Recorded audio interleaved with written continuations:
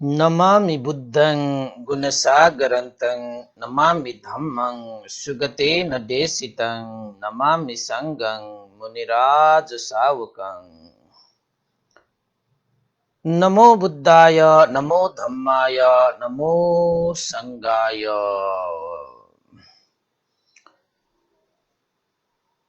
श्रद्धालु उपासक उपासिका तथा धर्मप्रेमी महानुभावहरू, सदा चाहिँ आज पनि हामी बिहानको 9 बजे फेसबुक लाइभमा धर्मदेशना लिएर उपस्थित भइसकेका छौँ र दिनानुदिन देश विदेशबाट यस फेसबुक लाइभमा जोडिरहनु हुने, फेसबुक लाइभ हेरिरहनु हुने, सुनिरहनु हुने सम्पूर्ण श्रद्धावन्त उपासक उपासिका तथा धर्मप्रेमी महानुभावहरू, आज पनि म भिक्षु विमलो मिति 2077 असोज 5 गते सोमबारको बिहान 9 बजे श्री सिद्धिमंगल बुद्ध विहार सिद्धिपुर सानागाउँ थसी महालक्ष्मी नगरपालिका वडा नम्बर 6 बुद्ध मार्गबाट सदा झैं मैत्रीपूर्ण स्वागत टक्र्याउन चाहन्छु र उपासक उपासिका तथा धर्मप्रेमी महानुभावहरू, आज धर्मदेशनाको निरन्तरताको क्रममा 182 भाग पुगिसकेको छ र 182 भागसम्ममा हामीले केही दिनदेखि जातक अर्थकथामा समावेश भएको वेशन्तर महाजातकलाई सुनाउँदै क्रमशः गर्दै निरन्तरता दिँदै आइरहेको त नियमित श्रोता दर्शक र फेसबुक लाइभमा जोडिरहनु हुने उपासक उपासिकाहरूलाई त अवगत भएकै कुराहरू भयो। त वसन्तर राजकुमारको क्रमशःलाई निरन्तरता दिने क्रममा आज हाम्रो भाग 6 भाग भयो होला र हिजो हामीले वसन्तर राजकुमारको जातकलाई वंक पर्वतमा छाडेका थियौं।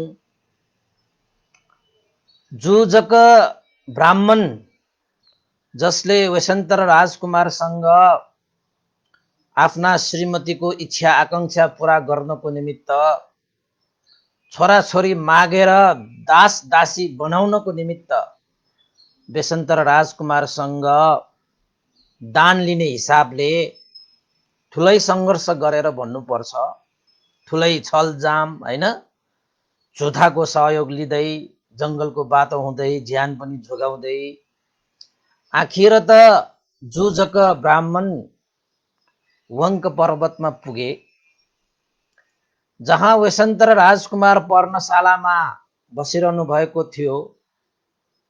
साँझतिरको समय भएको कारणले गर्दाखेरि जुजक ब्राह्मणले विचार गरे कि मैले साँझतिर नै वसन्तर राजकुमारसँग उसका छोराछोरीहरू दान स्वरूप माग्न गए भने पक्कै पनि उसको श्रीमती मदी देवीले यस पुण्य कार्यमा बाधा अड्चन पुर्याउने छ भन्ने थाहा पाएर, यानि कि त्यस्तो मनसाय राखेर भोलि बिहान मात्रै मदी देवी फलफूल खोज्न, कण्डमूल खोज्नको निमित्त जंगल जाने बेलामा मात्रै वसन्तर राजकुमार एक्लै भएको समयमा छोराछोरीहरू दानको रूपमा लिनु पर्ला भन्ने सोचेर जुजक ब्राह्मण नजिकैको एउटा सानो पर्वतमा आश्रय लिएर रात पनि कटाए। हिजो हाम्रो देशना यहीसम्म टुङ्गिएको थियो। त रातिको समय जुजक ब्राह्मणले जस्तो सुकै दुःख कष्ट सहेर भए पनि भय अन्तरालाई सहेर भए पनि सानो पर्वतमा रात बिताए अब यता पर्णशालामा पनि दैनिक रूपमा जुन नित्य चर्या थियो त्यही अनुसार वसन्त र राजकुमार पनि पर्णशालामा आराम गरे। त्यस्तै गरी जालीकुमार र कृष्णाजिनी छोराछोरीहरू लिएर मदी देवी पनि आफ्नो पर्णशालामा आराम गर्न गइन्। त आजको रात अलिकति बेग्लै छ। हिजो अस्तिको जस्तो रात त थिएन त्यो रात। किन त भन्दाखेरि त्यो रातमा मदी देवीले एउटा भयङ्करको एउटा सपना देखेछ। कहिलेकाहीँ हाम्रो जिन्दगीमा यस्ता सपनाहरूले पनि ठुलो स्थान ओगट्दछ कि। त त्यो रात हरेक दिन जस्तै साधारणत विश्राम गरेका थिए, आराम लिएका थिए। त मदी रानीले त्यो रात एउटा सपनामा एउटा कालो न कालो मान्छे गेरुवा वस्त्र पहिरेर पर्णशालामा एक्कासी छिरेर सुतिरहेकी मदी रानीको, मदी देवीको चुल्ठोलाई समातेर, हैन, त्यो कालो न कालो गेरुवा वस्त्र लगाएको त्यो मान्छे दुवै काँधमा फुलको माला र हातमा एउटा खुकुरी पनि लिएर, ओहो, डरलाग्दो पाराको एउटा मान्छे के।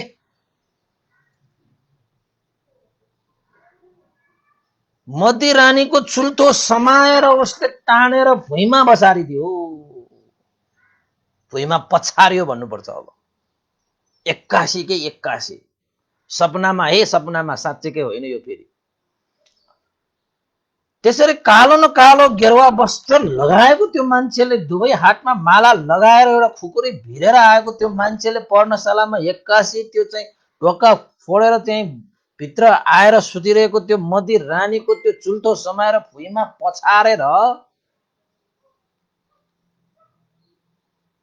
पछारेको मात्र कहाँ हो र, त्यो पछारिसकेपछि, लडिसकेपछि मदी देवीको दुईटै आँखा निकालेर झिकेर भन्नु पर्यो। अब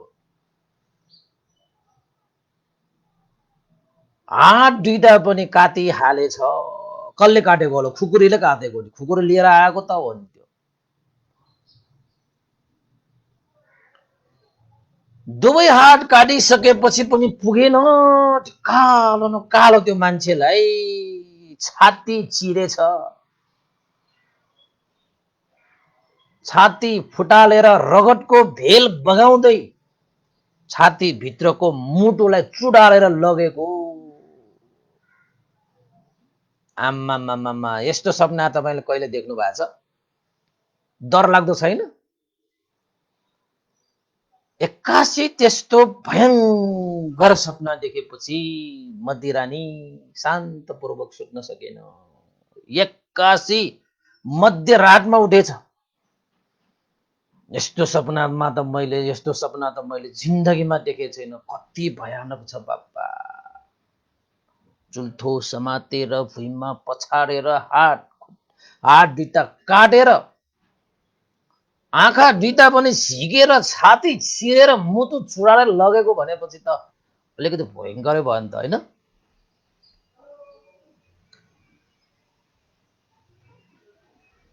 त मदी रानी व्याकुल भए। यो सपनाको पछाडि कुनै न कुनै त्यस्तो घटना अवश्य लुकेको हुनुपर्छ, नत्र मैले यस्तो शान्त शीतल आनन्दपूर्वक म चाहिँ सुत्दाखेरि पनि यसरी सपना देख्नुको कुनै न कुनै त अर्थ अवश्य होला। वसन्तर मेरा श्रीमान राजकुमार, सपनाको विषयमा वसन्तर राजकुमारले जतिको ज्ञान भएका अरू मान्छे यो संसारमा को होला? वसन्तर राजकुमारको एउटा अर्को पनि विशेषता छ कि सपनाको लक्षणहरू सबै थाहा पाउन सक्ने वसन्तर राजकुमारको एउटा अर्को गुण पनि छ। त मदिरानीले के विचार गरे त भन्दाखेरि ओहो मैले त यो सपना देखेपछि त आफूलाई थाम्नै सकेन, यो सपनाको केही न केही चाहिँ घटना अवश्य हुन सक्छ। यशवन्त राजकुमारले सपनाको लक्षण साह्रै नै पढ्न सक्ने, जान्न सक्ने, थाहा पाउन सक्ने विज्ञ भएको कारणले गर्दाखेरि यसको लक्षण के हो एकचोटि गएर त यशवन्त राजकुमारकोमा गएर चाहिँ अवश्य सोध्नु पर्यो भनेर चाहिँ मनै थाम्न नसकेको के, मनै थाम्न नसकेको। रातमा त्यस्तो भयङ्कर सपना देखियो, आफूलाई त मारेकै सपना नि, अब त्यो मुटु नै छुटाएर लगेपछि त मारेको जस्तै भयो नि होइन। त्यस्तो सपना देखे थाम्नै नसकेर राति नै वसन्त राजकुमारलाई यो सपनाको लक्षण बुझेरै छाड्नु पर्यो, नत्र भने रातभरि म सुत्न सक्दिनँ, रातभरि म चाहिँ के हुन्छ त भन्दाखेरि एक्कुल व्याकुल भएर बस्नुपर्ने हुन्छ भनेर राति नै मदिरानी आफ्नो पर्णशाला छोडेर वसन्त राजकुमारको पर्णशालामा गए। ढुक ढुक ढुक ढुक ढक ढक ढक ढक गर्न गए ढोकामा। ढकढक ढकढक गरेपछि वसन्त राजकुमार आनन्दले मैत्रीपूर्वक सुतिरहेका वसन्तरले को हँ भनेर सोधेछ।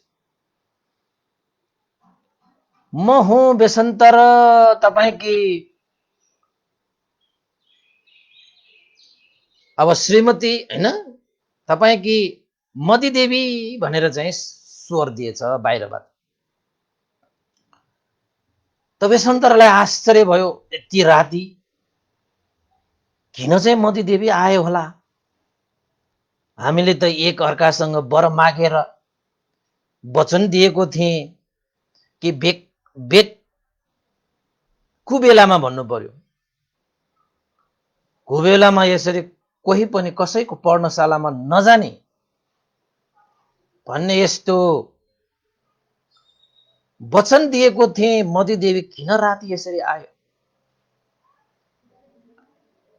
केही न केही भएको हुनुपर्छ, नत्र भने त मदिदेवी पनि वचनबद्ध मान्छे, त्यस्तै परिस्थिति पर्यो होला कि के हो भनेर चाहिँ वसन्त राजकुमारले ढोका खोलेछ। मदिदेवीको त मुहारमा पसिनै पसिना छ, परिस्थिति अर्कै जस्तो देखेको कारणले गर्दाखेरि वसन्त राजकुमारले सोधेछ, हे मदिदेवी, हामी दुईजना त वचनबद्ध थियौँ एक अर्काको पर्णशालामा कुबेलामा कहिले पनि नजाने,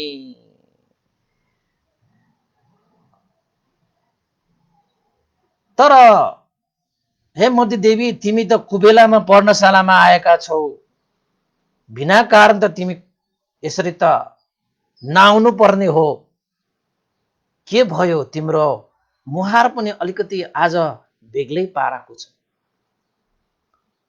के भयो र यति मध्याह राति तिमी चाहिँ पर्णशालामा आएर ठ्वाक गर्न आउनु पर्ने, मलाई बिउजाउन आउनु पर्ने? तिमीलाई हाम्रो वचन त याद छ नि भनेर भनिसकेपछि ब्राह्मण त्यो मदिदेवीले के भने त भन्दाखेरि, हे वसन्तर, म यसरी कुबेलामा त्यत्तिकै आएको होइन, कुनै पनि काम गुण मा बसीभूत भएर म तपाईँको पर्णशालामा यति कुबेलामा आएको चाहिँ होइन है।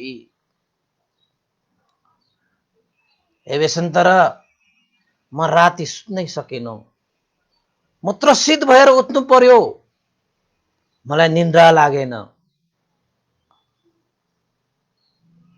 त्यसैले त्यसको समाधानको निम्ति तपाईँका म आवश्यकता अनुसार मात्रै तपाईँकोमा आएको।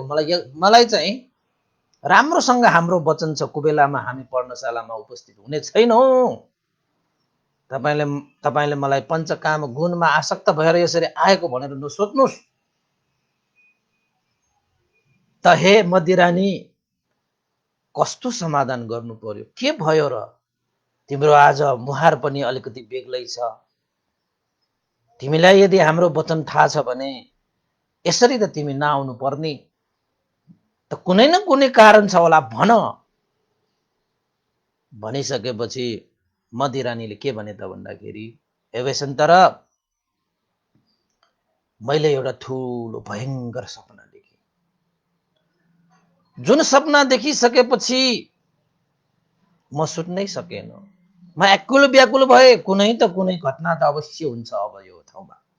मलाई यस्तो अनुभव भयो, त्यस्तो महसुस भयो।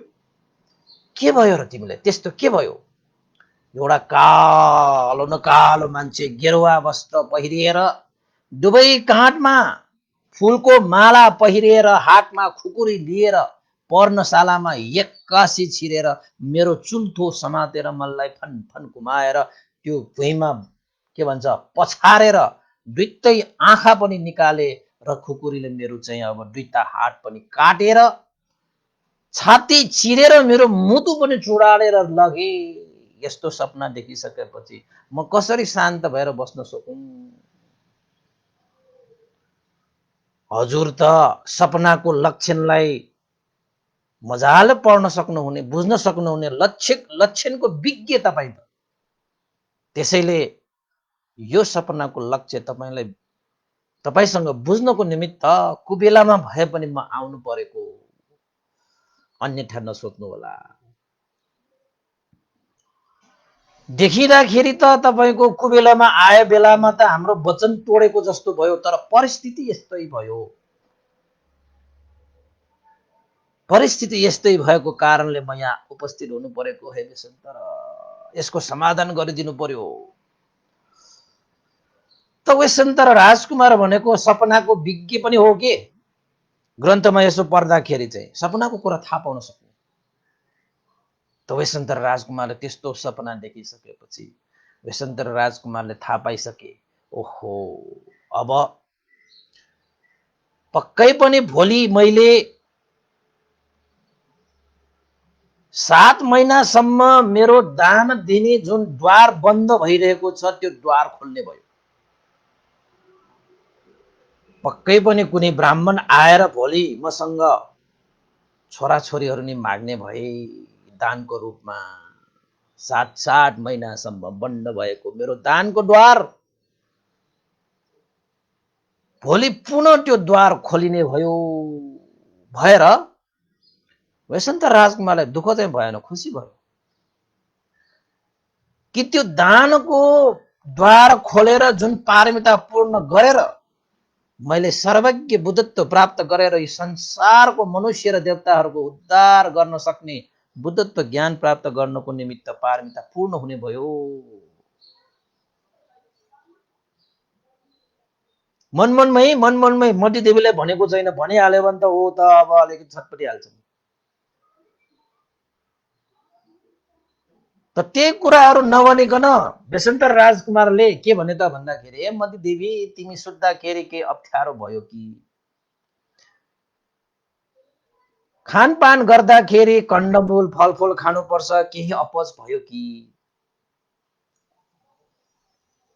हैन? र सुत्दाखेरि राति कुनै वायु प्रकोप भयो कि? त्यसरी पनि राति सपना देखिन्छ र कुनै त्यस्तो घटना घट्नको निमित्त पनि सपना देखिन्छ, देख्न त तैपनि कुनै डर मान्नु पर्ने अवस्था छैन। तिमी निर्धक्क भएर सुत्न गए हुन्छ, अप्ठ्यारो नमानिकन सुत। वायु प्रकोप त छैन, हैन? छैन। फलफूल कण्डमूल खाएर अपच त भएको छैन, हैन? छैन। त्यसो भए तिमी आनन्दपूर्वक सुत्न जाऊ, आनन्दपूर्वक सुत्न जाऊ भनेर बेसन्तर राजकुमारले राति नै मतीदेवीलाई फेरि आफ्नो पर्णशाला फर्काइदिए। मतीदेवी पनि अब बेसन्तर राजकुमारले कुनै दस त्रास मान्नु पर्दैन, जानुस् भनिसकेपछि अब बेसन्तर राजकुमार त तपाईको सपनाको विज्ञ, सपनाको लक्षण पढ्न सक्ने हैन? कमको होइनन् 18 वटा शिल्प विद्या त सिकेको। 16 वर्षको उमेरमा त 18 वटा शिल्प विद्यामा त पारङ्गत भइसकेपछि शिल्पहरू विद्याहरू सब सिकेको। ज्ञानी पनि, सुर पनि, त्यागी पनि, दानी पनि, निष्ठावान, इमानदार, सत्यवादी सबै। के मात्र तपाईको चाहिँ डिक्सनरीमा राम्रा राम्रा शब्दहरू छन्, ती सबै राम्रा राम्रा शब्दहरूले बेसन्तर राजकुमारको व्याख्या गर्ने हो भने 1000 भागको 1 भाग पनि हुँदैन। त्यति राम्रा मान्छेहरू त संसारमा कहाँ पाइन्छ? पाइनै पाइदैन। मधुदेवी आफ्नो पर्णशालामा गएर विश्वस्त भएर त्यो रात अलिकति गाह्रै किसिमले सुत्न चाहिँ सुते, तर पहिलाको रात जस्तो चाहिँ अवश्य भएन है। यता बेसन्तर राजकुमार पनि त्यो रात अरू रात जस्तो बेसन्तर राजकुमारले पनि भएन कि बेसन्तर राजकुमारलाई थाहा भइसकेको छ कि भोलि अवश्य पनि कुनै न कुनै ब्राह्मण आएर आफूसँग छोराछोरी माग्नेछ। 7 महिनासम्म बन्द भएको मेरो दानको द्वार भोलि खोल्नेछ। दान दिने मान्छेहरूलाई त कहिले दिन पाउला, तिर्खा लागेको मान्छेलाई कहिले पानी पिउन पाउला भने जस्तै दान दिने मान्छेलाई त कहिले दिन पाउला भने जस्तो हुन्छ कि त्यो तिर्खा नै जस्तो कि। त बेसन्तर राजकुमारले अधिष्ठान गरेर आएको थियो, संकल्प लिएर आएको थियो कि कसैले मसँग बाहिरी चीज मात्रै मागेर होइन कि शारीरिक अंग प्रत्यंग र प्राण मागे पनि म दिन्छु भनेर संकल्प र अधिष्ठान गरेर आएको। के को लागि त भन्दाखेरि सर्वज्ञ बुद्धत्व ज्ञान प्राप्त गर्नको निमित्त। त्यो सर्वज्ञ बुद्धत्व ज्ञान प्राप्त के को लागि त भन्दाखेरि संसार मनुष्य देवताको उद्धार गर्नको निमित्त, आफ्नो लागि होइन नि। आफ्नो लागि भए त हरेक जन्ममा प्राय जन्ममा बोधिसत्व त पूर्ण थियो भगवान बुद्ध त सबै कार्यहरू गरिरहेका कसको लागि त भन्दाखेरि यो संसारको उद्धारको लागि, मनुष्य र देवताहरूको उद्धारको लागि भगवान बुद्धले त्यो पारमिता पूरा गरिरहनु भएको। बोधिसत्वको लागि त्यो रात विशेष थियो।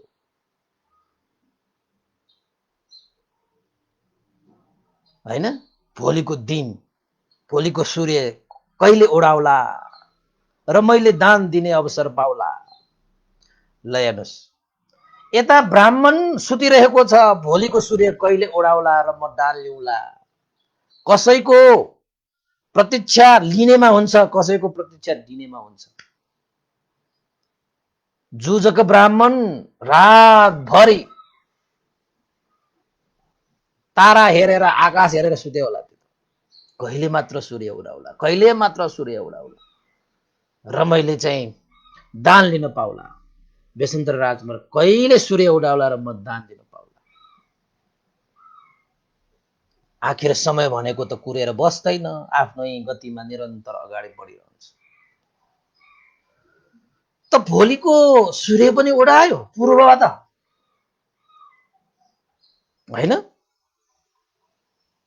मिरे मिरे घाम, पारिलो घाम, चराचुरुङ्गीहरू चिरचिर बिरबिर, हावाहरू सरसर सरसर। त्यो दिन बेग्लै थियो, घाम पनि बेग्लै थियो, हावा पनि बेग्लै थियो, जंगलको वातावरण पनि बेग्लै थियो। हर त्यहाँ चाहिँ पात्रहरूको मन पनि बेग्लै थियो। कसैको मदिरानीको त आकुल व्याकुल थियो, के होला कसो होला, मैले त यस्तो सपना देखेँ। ब्राह्मणको त कहिले जाउन पाउला, यो मदिरानी त्यहाँबाट जंगल छिरेपछि म गएर बेसन्तर कहाँ गएर चाहिँ म मागौला। बेसन्तर राजकुमारको चाहिँ कहिले चाहिँ उनीहरूको सबैको मन चाहिँ बेग्लै थियो। आज चाहिँ यो दिन नै बेग्लै थियो। त बिहान मदिरानी पर्णशालाबाट छोराछोरीहरू लिएर बेसन्तर कहाँ चाहिँ आइपुगे र छोराछोरीहरूलाई भने, हे जाली, हे कृष्ण, आज राति मैले साह्रै नराम्रो सपना देखेको छु। मनमा कस्तो कस्तो लागिरहेको छ, तिमीहरू कतै नजानु है, केही भय अन्तराय आउला जस्तो मलाई लागिरहेको छ। त्यसैले हे जाली हे कृष्ण, तिमीहरू आफ्ना पितालाई छोडेर कहीँ नजानु है, यतै बसिराख भनेर बच्चाहरूलाई चाहिँ बिहानै, किन त भन्दाखेरि बिहानै त अब फलफुल खोज्नको निमित्त मदी रानी त जानुपर्छ, मदी देवी त जानुपर्छ। त जाली र कृष्ण छोराछोरी पनि साह्रै आज्ञाकारी, इमान्दार, होइन? आमा बुवाको शब्द, आमा बुवाको वचनलाई सिरोपर गरेर बस्ने त्यस्ता छोराछोरी कहाँ पाउँछ? कहाँ पाउँछ त्यस्तो छोराछोरीहरू? भाग्यमानीले मात्र पाउँछ। भाग्य पनि कहाँबाट पाउँछ? आफूले कर्म गरेको चाहिँ कुशल कर्मले मात्रै पाउने हो भाग्य। त छोराछोरीहरूले पनि हुन्छ आमा, हामी यहीँ बसेर बुवासँगै बस्नेछौँ, तपाईँले पिर गर्नु पर्दैन, बुबा भएसम्म हामीलाई कुनै डर त्रास भय अन्तराय भनेको छैन, अहिलेसम्म कुनै त्यस्तो त छैन, अहिले के हुन्छ भनेर चाहिँ उत्तर फर्काए। र बिहानै फलफुल खोज्नको निमित्त एउटा झोला टोकरी र अर्को अङ्कुश बोकेर जान लागेको बेलामा वसन्तर राजकुमारलाई भने, हे वसन्तर, आज रातिको सपनाले मलाई त कस्तो कस्तो लागिरहेको छ, केही घटना होला कि जस्तो लागिरहेको छ। त्यसैले यी बालबालिकाहरूलाई आफूसँगै राखेर अलिकति हेरचाह गरिदिनु होला है, केही भय नआओस्, अन्तराय नआओस्, दुःख कष्ट नहोस्। सबै आफ्नो चाहिँ छोराछोरी सानै थिए। अब आफ्नो सानो छोराछोरीलाई आमा चाहिँ त्यसै छोडेर जानु पर्दाखेरि बुवालाई जिम्मा दिएर, होइन, केही होला कि भनेर डर नि। अब आमा बुवालाई त हर हमेसा आफ्ना छोराछोरीहरूको सुख शान्तिको लागि मनैबाट कामना गरिरहेका हुन्छ। भय अन्तराय आउँछ भनेर जहिले पनि होसियार भएर बसिरहेका हुन्छन्। त्यस्ता व्यक्ति हाम्रो जीवनमा अरू कोही छ भने त्यो आमा बुवा मात्रै हो। तबेसन्त राजकुमारसँग पनि मदी रानी, मदी देवीले यस्ता विभिन्न कुराहरूको छलफल गरेर आफ्नो नित्य चर्या, नित्य कर्म, होइन, नित्य कार्य गर्नको निमित्त झोला बोके, टोकरी बोके, अङ्कुश बोकेर आफ्नो श्रीमानको अनुहार गहिरिएर हेरे, छोराछोरीको अनुहार पनि गहिरिएर हेरे। आज किन उनलाई विशेष लागिरहेको छ कि सबै चिज विशेष लागिरहेको छ। मन पनि अलिकति भारी भइरहेको छ। हिजो अस्ति जस्तो छैन। हिजो अस्ति त सुरुक्क जान सक्थ्यो, आज किन छोडेर जान अलिकति कठिनाइ भइरहेको छ मदिरानीलाई। तैपनि फलफुल कन्दमूल त खोज्न जानु थियो। त मदिरानी गइसकेपछि वसन्तर राजकुमार पनि पर्णशालाको एउटा चाहिँ चेप्टो शिला ढुङ्गामा मजाले पलेटी कसेर बसिरहे। मानौ एउटा चाहिँ सुन्दर मूर्ति जस्तो, इक्क पनि नचलिकन मूर्ति जस्तो बसिरहेको छ। कहाँ हेरिरहेको छ त भन्दाखेरि पर्णशालामा आउने जुन चाहिँ एउटै मान्छे हिँड्न सक्ने त्यो बाटो, गोरेतो बाटोमा हेरिरहेको छ कि आज पक्कै पनि कुनै याचक अवश्य आउनेछ। हे जाली, हे कृष्ण, तिमीहरू यहीँ खेलिरहेको बस, अन्त कतै नजाऊ है। हस् पिता, दुईजना बच्चाहरू आपसमा दाजु र बहिनी मजाले बिहानैदेखि आफ्नै पिताको छारीमा मजाले आँगनमा पर्णशालामा खेल्दै बसिरहेका थिए। वसन्तर राजकुमार बाटोमा आफ्नो चाहिँ नजर बिसाएर बसिरहेको थियो। यता भने त्यो जुजुको ब्राह्मण, अब त यो मदिरानी जङ्गलभित्र पस्यो होला, पक्कै पनि वसन्तर र उसका छोराछोरी मात्रै बाँकी छन् होला त्यो पर्णशालामा, अब त मेरो पाइला सार्ने बेला भयो भन्दै त्यो जुजुको ब्राह्मण छोराछोरी दान लिनको निमित्त आएछ। त्यही बाटोबाट आएको जहाँ बेसन्तर राजकुमारले नजर बिसाएर बसेको थियो। किन त भन्दाखेरि पर्णशालामा आउने बाटो त्यही त हो। कोही आउँछ भने त्यही बाटो भएर आउनुपर्छ। त जुजुक ब्राह्मण आए, लखरक लखरक लखरक आयो त्यो बुढो ब्राह्मण, हैन? लोभी त लोभी नै थियो, अब त्यसले पाप पनि गर्छ त्यो ब्राह्मण। त्यसपछि आइरहेको देखिसकेपछि बेसन्तर राजकुमारले चाहिँ आफ्नो नजर बिसाइरहेको कारणले उसलाई देख्नको निमित्त धेरै समय लागेन, देखिहालेछ। देखिहालिसकेपछि जसरी तिर्खाएको मान्छेले पानी खोज्दै गर्दाखेरि कहीँ कुवा भेट्यो भने कति प्रीति उत्पन्न हुन्छ होला, हैन?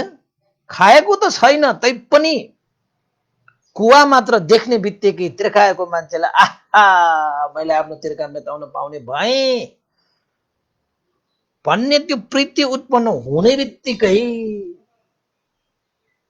त्यो कुवा देख्ने बित्तिकै कति प्रीति उत्पन्न हुन्छ। हो त्यसरी नै बेसन्तर राजकुमारले त्यो ब्राह्मण आएको देखेपछि मनमा त प्रीति उत्पन्न भएर मनोवृद्धि उत्पन्न गरे। ओहो धन्य आजको दिन, 7 महिना भइसक्यो मेरो दानको द्वार बन्द भइरहेको। हे ब्राह्मण, आज तिमी आएर मेरो दानको द्वार खोलिदियो, तिमीलाई धेरै धेरै साधुवाद। आओ ब्राह्मण आओ भनेर मनमनै उसलाई स्वागत गर्दै बसेको नि, मुखले होइन मनमनै। तिमीले मेरो चाहिँ दान पारमिताको त्यो द्वारलाई खोलिदिनुको निमित्त आएका छौ। हे ब्राह्मण आओ आओ। मनमा त खुसी, हेर्नुहोस् त दिन पाउँदा जतिको खुसी लिन पाउनुमा हुँदैन कि। तपाईले लिएर जति तपाईले दुःख सुख पाइरहनु भएको छ नि, तपाईले एकचोटि शुद्ध मनले दिएर हेर्नुहोस्, त्यति दिनुमा जतिको सुख यो पाउनुमा छँदै छैन कि। यो त्रिलोक पाउनुमा पनि त्यति सुख हुँदैन जब तपाईको हृदयदेखिले चाहिँ हैन शुद्ध चित्तले केही चिज दिन पाउँदाखेरि प्राप्त हुने सुख लिनुमा कहीँ हुँदैन।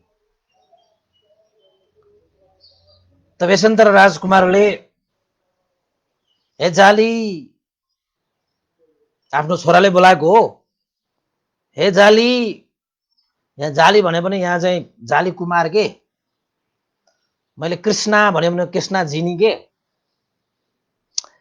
हे जाली देख्यौ, हेर त त्यो बाटोमा कोही ब्राह्मण आइरहेको जस्तो छ, मैले त देखिरहेछु, कि तिमीले पनि देख्यौ? जाली कुमार दौडेर बुवा कहाँ आउनुहुन्छ। कहाँ हो र बुवा? हेर त त्यो बाटोमा, वर्णशाला आउने बाटोमा मैले त एउटा ब्राह्मण देखिरहेको छु, के तिमीले पनि त्यही ब्राह्मण देख्यौ? जाली कुमारले पनि आफ्नो नजर चाहिँ हेरेर चाहिँ हेर्नुहुन्छ। यसो हेर्नु हुँदाखेरि त ओहो पिता, जुन चिज तपाईले देखिरहनु भएको छ मैले पनि त्यही देखिरहेको छु। कोही एउटा बुढो एउटा याचक आइरहनु भएको जस्तो छ, पर्णशालामै आइरहनु भएको छ। भनेपछि पिता, उहाँ त हाम्रो अतिथि हुनुभयो, पाहुना हुनुभयो, उहाँलाई त अतिथि सत्कार पाहुना सत्कार गर्नुपर्छ। हे पिता, म गएर चाहिँ अतिथि पाहुना सत्कार गरेर उहाँलाई लिएर आउँछु। ल हेर्नुहोस् त कति संस्कारी छोराछोरीहरू। अतिथि सत्कार गर्नुपर्छ, पाहुना सत्कार गर्नुपर्छ। त्यस्तो जंगलमा एउटा याचक, बुढो याचक जाली कुमार चाहिँ गएर हटपट गएर आफ्नो पर्णशालामा आइरहेका त्यो ब्राह्मण, जुजुक ब्राह्मण, जुजुक पनि भन्छ, जुजक पनि भन्छ है, ब्राह्मणसँग झोलाहरू थियो, के सामानहरू थियो हैन। हे ब्राह्मण, हे याचक, तपाई हाम्रो अतिथि, तपाई हाम्रो पाहुना, आउनुस् पाल्नुस्। तपाईको केही सामानहरू म बोकिदिउँला।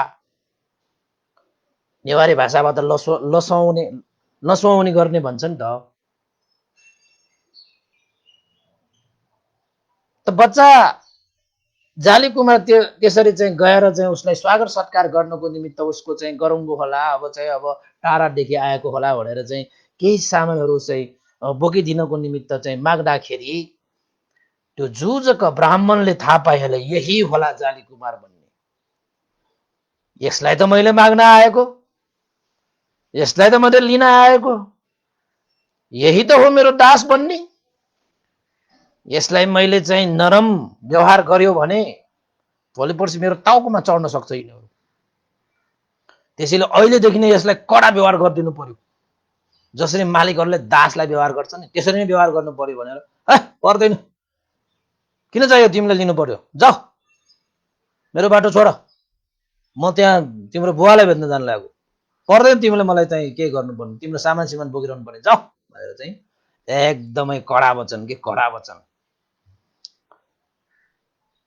अब दान लिएको छैन, मालिक भएको छैन, अहिलेदेखि मालिकको प्रविधि देखाइदियो हो कि दासलाई जस्तै। जाली कुमारले सोचे, ओहो यो ब्राह्मण, यो वृद्ध ब्राह्मण उमेरले त पाको पनि भइसकेको छ, यसरी थकाइले पनि आइरहेको पनि छ, मैले त अतिथि र पाहुना सत्कारको रूपमा झन् उसलाई स्वागत गर्न आइरहेको छ, उल्टो मलाई त कडा शब्द प्रयोग गर्छ त बा, यो ब्राह्मण त कस्तो भनेर चाहिँ। जाली कुमार पनि सानोतिनो बालक होइन कि, उसले पनि कुनै पनि एउटा पुरुषलाई, एउटा मान्छेलाई यसो हेरिसकेपछि उसको शरीरको लक्षण पढ्न सक्ने रहेछ त्यो बालक।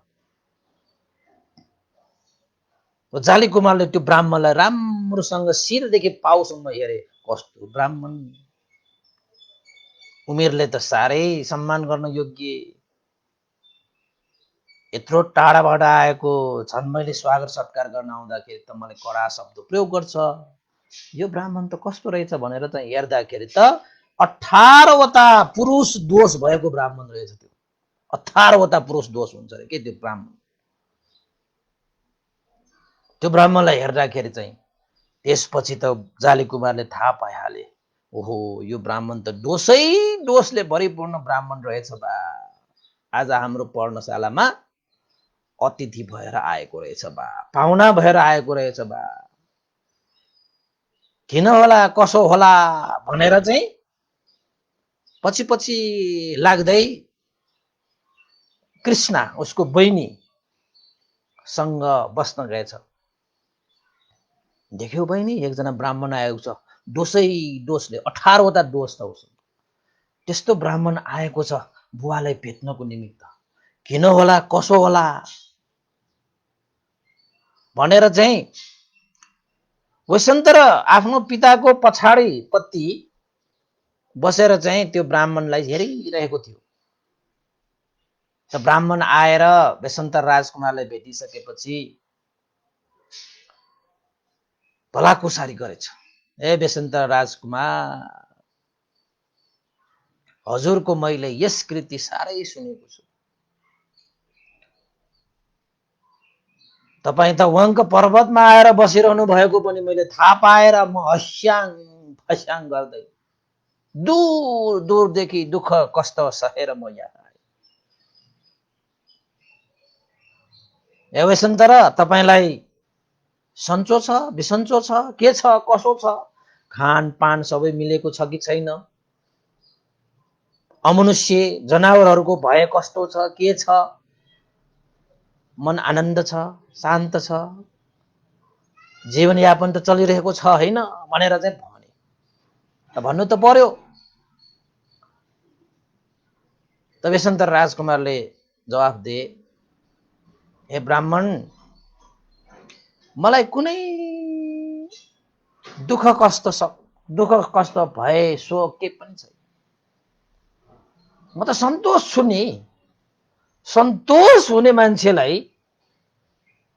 जताततै सुखै सुख हुन्छ। हे ब्राह्मण, असन्तोष भयो भने सुनैकै थालमा खाएर, सुनैकै खाटमा सुतेर, सुनैकै खराउ लगाएर, सुनैकै पकडी लगाए पनि सुख त कहाँ पाइन्छ र ब्राह्मण? म त जङ्गलमा भए पनि सुख सन्तोष सन्तोष भएर बसेको छु। त्यसैले मलाई कुनै त्यस्तो दुःख, शोक, पीडा, चिन्ता, भय, अन्तराय के पनि छैन। यद्यपि जङ्गल हो, मनुष्यको, जनावरको केही पनि भय छैन। म त मैत्री बिहारी, मैत्री भावना गरेर बस्छु। ए ब्राह्मण, तपाईँले मलाई सोध्नुभयो कुशल क्षम्यको। सबै ठिक छ मलाई ब्राह्मण, बरु आफू भन, त्यत्रो टाढादेखि आएको रे, त्यत्रो दुःख कष्ट गरी आएको रे।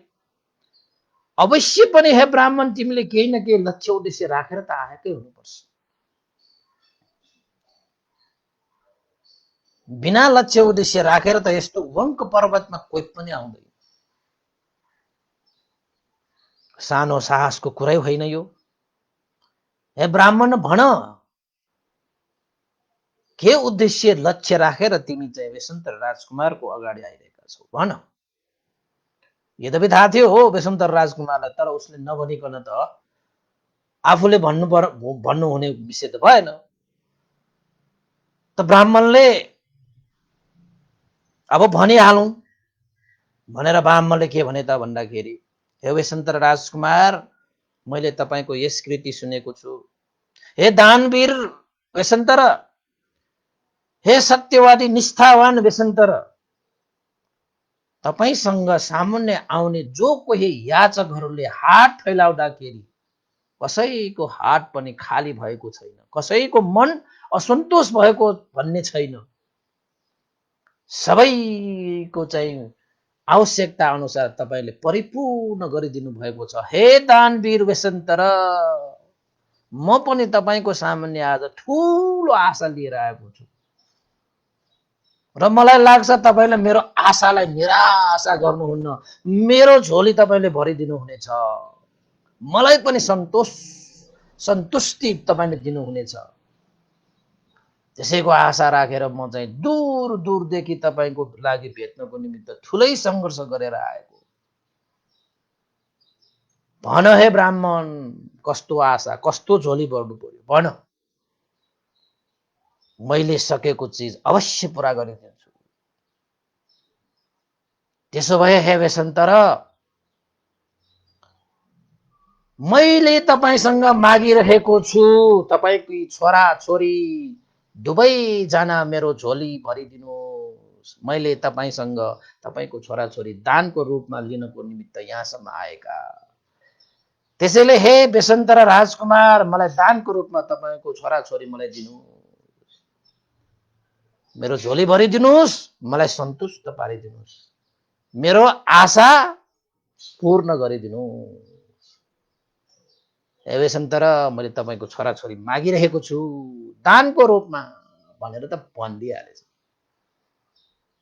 अब यता वेशन्तर राजकुमार जे माग्न आए पनि दिन्छु भनेर चाहिँ संकल्प गरेका, अधिष्ठान गरेका, बाहिरी कुरा छाड्नुस् न, आफ्नो चाहिँ अंग प्रत्यंग मागे पनि दिन्छु भनेका व्यक्तिसँग अब छोराछोरी मागेछ। त वेशन्तर राजकुमारले त ओहो, उसले त्यो माग्दाखेरि 7 महिनासम्म बन्द भएको मेरो दानको द्वार खोलियो। धन्य भए म आज, मैले चाहिँ अब चाहिँ दान पारमिता पूरा गर्न पाउने भए। हृदयदेखि त्यो ब्राह्मणलाई साधुकार दिँदै ब्राह्मणलाई के भने त भन्दाखेरि, हे ब्राह्मण, आज तिमीले मलाई तृप्त गरिदियो। तिर्खाएको मान्छेलाई जल दिएको जस्तै ओहो, तिमीले आज दानको द्वार खोलिदियो। तिम्रो झोली भरिदिने भए, तिम्रो आशा पूरा गरिदिने भए, तिम्रो हात खाली हुन दिन्न म। पक्कै पनि म आफ्ना छोराछोरी तिमीलाई दिने भए। तर एउटा कुरा हे ब्राह्मण, एउटा कुरा भनिसकेपछि ब्राह्मणको त रौँने ठाडो भयो। एउटा कुरा भन्न थाल्यो बा। के कुरा होला अब? दिने हो कि नदिने हो कि बोली मात्र गर्ने हो कि यो बेसन्तर राजकुमारले यो त कुरा भन्छ।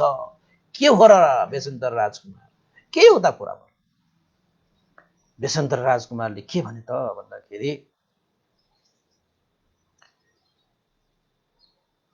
हे जुजुक, ए ब्राह्मण, अब भलाकुसारी गरेपछि नाम साम सबै थाहा भइसक्यो, त्यहाँ एक आपसमा कुरा भइसक्यो। हे ब्राह्मण, अहिले मेरी मदिदेवी कण्डमूल फलफूल लिनको निमित्त जङ्गलभित्र गइरहेका छन्। साँझतिर अवश्य पनि मदिदेवी फलफूल लिएर, खाना लिएर अवश्य पनि आउनेछ। त्यसैले आजको दिन हे ब्राह्मण, तिमी यतै बसेर फलफूल फिलफूल सेवन गर। दूरदेखि आएका छौ, थाकेका छौ, एक दिन आराम गर, एक रात यहीँ बिताऊ। मदी रानी पनि अवश्य पनि फलफूल लिएर आउलिन् र मदी रानीले पनि आफ्ना छोराछोरीहरूलाई देख्न पाउनेछ, हेर्न पाउनेछ, भेट्न पाउनेछ। आमा हो उनी, आमाको उपस्थितिमा म अवश्य पनि यो बालबालिका तिमीलाई दान दिनेछु। तिमी निर्धक्क भएर बस। तर एक रात यही बिताएर भोलि बिहान मात्रै छोराछोरी लिएर जानु भनेर त वैशन्तर राजकुमारले, अब छोराछोरी त आमाको पनि त छोराछोरी हो नि त, बिहान त के भनेको छैन, त्यही भएर त हेर्न त मन लाग्ला, भेट्न त मन लाग्ला। त्यो वैशन्तर राजकुमारको त्यो प्रस्तावलाई त्यो ब्राह्मणले टाउको हल्लाए, हुँदैन हुँदैन, हे वैशन्तर राजकुमार, यो कुरामा म सहमत हुन सक्दैन। मलाई त हतार छ, एक रात म यहाँ बिताउन सक्ने अवस्थामा छुइनँ, मसँग समय नै छैन। मलाई त जति सक्छ चाँडो गएर मेरो श्रीमतीलाई खुसी पार्नु छ। मेरो जवान श्रीमतीलाई मैले छोडेर आएको छु, केही उतै केही भइदियो भने के गर्ने? मेरो घरमा लगेर त उनीहरूलाई त मेरो श्रीमतीको दास दासी बनाएर भए पनि हैन, घरमा काम गर्नको लागि त मैले त चाँडो लानु पर्छ। मलाई मसँग समय छैन।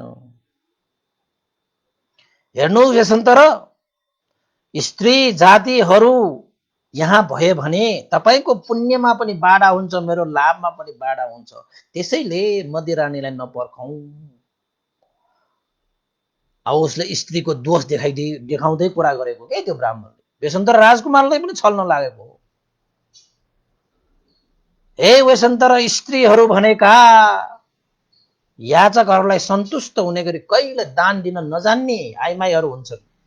उनीहरू जाली हुन्छन्, उनीहरू छली हुन्छन्, उनीहरू छल कपट गर्ने हुन्छन्। उनीहरूले हाम्रो यो कुशल कर्ममा बाधा अड्चन अवश्य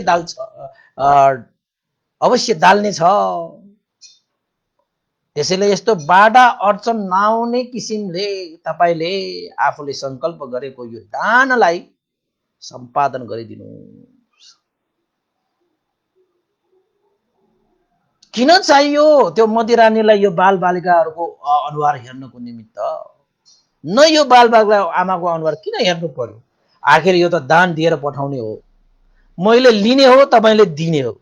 लेनदेन त हाम्रो बीचमा किन यो स्त्री जातिलाई हामीले भित्र्याउने? स्त्री जातिले भनेका पक्कै पनि पुण्यमा चाहिँ बाडा दाल्ने भनेको चाहिँ यो स्त्री जातिहरू हुन्छन् भनेर त्यो ब्राह्मणले भनेको, है ब्राह्मणले भनेको, मेरो पद्यले भन्यो भन्नु भनेर वैशन्तर राजकुमारलाई आफ्नो संकल्प, आफ्नो अडिस्थानलाई सम्पादन गर्नु कि गर्नु भनेर टिप्पी कसे त्यो ब्राह्मणले एक रात पनि नकुर्ने रे। अहिले लिएर जाने रे। चाँडो दिनुस्।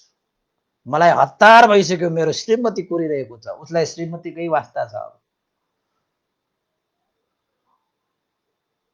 हैन। स्त्री जातिलाई त नाना ठरिका भनेर तपाईको पुण्यमा पनि बाधा, मेरो लाभमा पनि बाधा। स्त्री जाति भनेको छली जाली झेली, छल कपटी, पुण्यको बाडा। यो स्त्री जाति भनेको नपर्ख्यौं। न आमाले छोराछोरीलाई हेर्नुपर्छ नि त छोराछोरीले आमालाई हेर्नुपर्छ। तपाईँको र मेरो लेनदेनको कुरामा हे राजकुमार मैले झोली फैलाए तपाईँको सङ्कल्प पुरा गर्नुहोस् भनेर त ल झोली फैलाएछ त्यो ब्राह्मणले। तबैसम्म त राजकुमारले के भने त भन्दाखेरि यदि हे ब्राह्मण मदिरानीलाई तिमी तपाईँ हजुर होइन अब जे भने पनि ब्राह्मणले कुर्न सक्दैनौ भने यो मेरा छोराछोरी झाली कुमार र कृष्णजिनीलाई शिवी राष्ट्रको राजा सञ्जय महाराजका लिएर जानु। यी बालबालिकाहरू चाहिँ सञ्जय महाराजले देखे भने पक्कै पनि सञ्जय महाराजले तिमीलाई ठुलै धन धान्य प्रदान गर्नेछ होला। सञ्जय महाराजको नातिहरू यिनीहरू, यो नातिहरूलाई देखिसकेपछि तिमीलाई त मनले चाहे जस्तो धनले परिपूर्ण गर्नेछ। मदिरानीसँग तिमीले नभेट्ने हो भने यो छोराछोरीहरू लिएर गयो भने सञ्जय राजा कहाँ चाहिँ जानु है त भनेर चाहिँ अर्को प्रस्ताव हालेको त त्यो ब्राह्मणले के भने त भन्दाखेरि यो कुरा पनि म मान्न सक्दैन। यो बालिकाहरू मैले लिएर गयो भने त्यो राजा कहाँ गयो भने त मलाई त यो बालबालिकाहरू अपहरण गरेर ल्याएको चोरेर ल्याएको भनेर त राजाले मलाई दण्ड दिन सक्छ। म त अपराधी जस्तो हुन्छौ नि, म त जान सक्दैन। मलाई कुनै त्यस्तो धनको आवश्यकता पनि छैन। बस मलाई चाहिँ यही तपाईँको छोराछोरीहरू भए पुग्छ। मलाई सञ्जय महाराजका जानु पनि छैन। म सञ्जय महाराजलाई दिने भन्ने त्यो धन दौलतको पनि कुनै मलाई आवश्यकता पनि छैन। हे वसन्त राजकुमार मैले झोली फैलाए तपाईँको चाहिँ छोराछोरी मलाई दिनुहोस्। ल हेर्नुहोस् त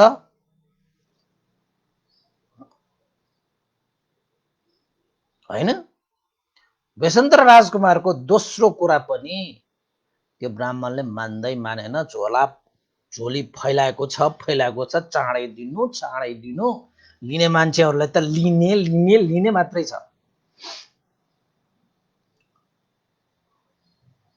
हे वसन्त म त जान सक्दैन, तपाईँको दुईटै कुरा पनि म मान्न सक्दैन। मेरो श्रीमती कुरिरहेकी होलिन्, मेरो श्रीमतीलाई लगेर चाहिँ हिज तपाईँले दान दिएको यो छोराछोरीलाई मैले घरमा लगेर दास बनाएर मेरो श्रीमतीलाई खुसी बनाउनु छ। मेरो तरुनी श्रीमती भागी भने के गर्ने, छोडेर गए भने के गर्ने। चाँडो भन्दा चाँडो मलाई यो बच्चाहरू लगेर मेरो श्रीमतीको काम गराएर चाहिँ उसलाई खुसी पार्नु छ, चाँडो दिनुहोस् ल मलाई भनेर ब्राह्मणको त्यस्तो कठोर वचनहरू चाहिँ यतापति बसेर त्यो जाली र त्यो कृष्णले सुनिरहेकी थिइन्। त जाली कुमार र कृष्णजिनीलाई यो ब्राह्मणले त हो पितासँग त यसरी चाहिँ कठोर वचनले चाहिँ दान माग्दैछ। पिताले त संकल्प गरेको छ, अधिष्ठान गरेको छ जे मागे पनि दिन्छु भनेर। यसले त आमा मदी देवीलाई पनि नकुर्ने भए, सञ्जय महाराज कहाँ पनि नलाने भए। यो ब्राह्मणले त सिधै उसको घरमा लगेर उसको श्रीमतीको दासी बनाएर उसको काम गरेर उसको श्रीमतीलाई खुसी पार्नुको निमित्त पो उसले यो कार्य गर्न आइरहेको छ। अब पिताको अगाडि हामी बसिरह्यो भने त पिताले यही हामीलाई चाहिँ दान गरिहाल्छ।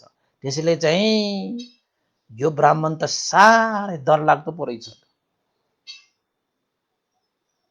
यो चाहिँ पुरुष दोष युक्त मात्र ब्राह्मण रहेनछ, यो त लोही मात्र रहेछ, यो त पापी पनि रहेछ कि क्या हो भएन भनेर त्यो जाली कुमार र कृष्णजिनी चाहिँ बोधिसत्वको पर्णशाला पछाडि एउटा झारीमा लुक्न गएछ। हेर्नुहोस् है अब के घटना हुन्छ हेर्नुहोस् है।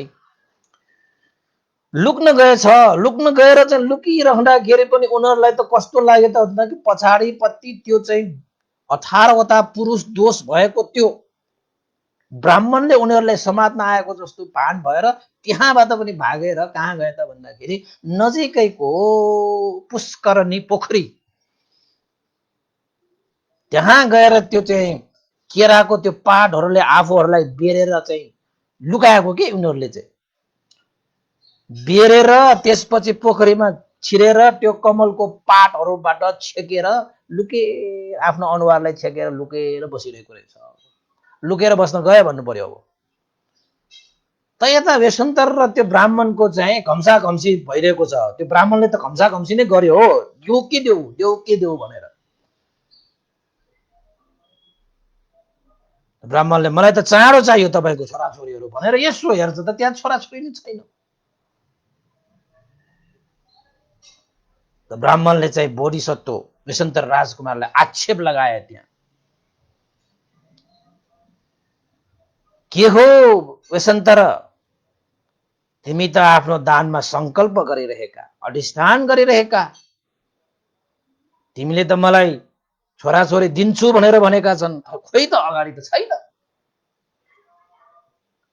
तिमीले चाहिँ आँखाको इशारा गरेर आफ्ना छोराछोरीलाई भगाउन त भगाएन, तिमीले मलाई जाल झेल त गरेनौ। वचन चाहिँ मलाई अगाडि दिने अनि कार्य गर्न चाहिँ तिमी पछाडि हट्नको निमित्त त्यसरी मलाई जाल झेल त गरेनौ। यसरी जाल झेल गर्यो भने त संसारको सबभन्दा जाल झेल गर्नेमा तपाईँ पर्नुहुन्छ। आफ्नो अधिष्ठान आफ्नो संकल्पबाट चाहिँ विमुख भएर पराजित भएर आज वेशन्तर तिमीले चाहिँ आफ्नो आँखाको इसाराले आफ्नो छोराछोरीलाई भगायौ, तिमीले म माथि तिमीले जाल जेल गर्यौ भनेर आक्षेप पो लगाउन थाल्यो। छोराछोरी छैन कि त्यहाँ अगाडि, अघिसम्म थियो। त वेशन्तर राजकुमारले यसो हेर्छ त साँच्चै छोराछोरी त छैन अगाडि, तर वेशन्तर राजकुमारले आँखाले इसारा गरेर उनलाई भगाएको त होइन। त वेशन्तर राजकुमारले के भने त भन्दाखेरि, ए ब्राह्मण वेशन्तर राजकुमारलाई तिमीले कस्तो आक्षेप लगाइरहेका छौ, आजसम्म मनुष्य देवता ब्रह्माले लगाउन नसकेको आक्षेप तिमीले मलाई यस्तो आक्षेप लगाइरहेका छौ। यो वेशन्तर राजकुमार हो, आफ्नो चाहिँ वचनमा कहिले पनि पछाडि नहट्ने यो वेशन्तर राजकुमार। मैले वचन दिइसके तिमीले छोराछोरीहरू दिन्छु भनेर, अवश्य पनि दिन्छु। हे ब्राह्मण तिमी ढुक्क भएर बस, तिमीले कुनै पीर सुर्ता लिनै पर्दैन। मेरा छोराछोरीहरू यति आज्ञाकारी छन् कि जतिसुकै टाढा गए पनि मेरो एउटा वचनले मेरा छोराछोरीहरू मेरो पाउमा पर्नेछन्। यस्ता छन् मेरा छोराछोरीहरू। गए होला, कतै गए होला, केही चिज उनीहरूले देखे होला, मनमा केही लागे होला, गए होला, बालक छन्। तर मलाई थाहा छ मेरो सन्तान कस्तो छ। मेरो एक वचन मैले बोले भने दोस्रो वचन बोल्न नपर्ने गरी मेरो पाउमा आएर शिर निहुराने छन्। ए ब्राह्मण तिमीले के सोचेका छौ भनेर वेशन्तर राजकुमारले ब्राह्मणलाई भनेर, एकैछिन कुरा है त ब्राह्मण, अवश्य म आफ्ना छोराछोरी लिएर आउँदैछु भनेर कहाँ गए त मेरा छोराछोरीहरू? जाली र कृष्ण खोज्दै गएर चाहिँ पर्णशालाको पछाडि गए। त्यहाँबाट पनि नभेटिसकेपछि वेशन्तर राजकुमारले आफ्ना छोराछोरीको चाहिँ पाइला को चिन्हहरू हेर्दै पछ्याउँदै जाँदाखेरि त अन्तत पुष्करणीमा गएर बसेको थाहा पाइसकेपछि वेशन्तर राजकुमारले दिलमा बसेर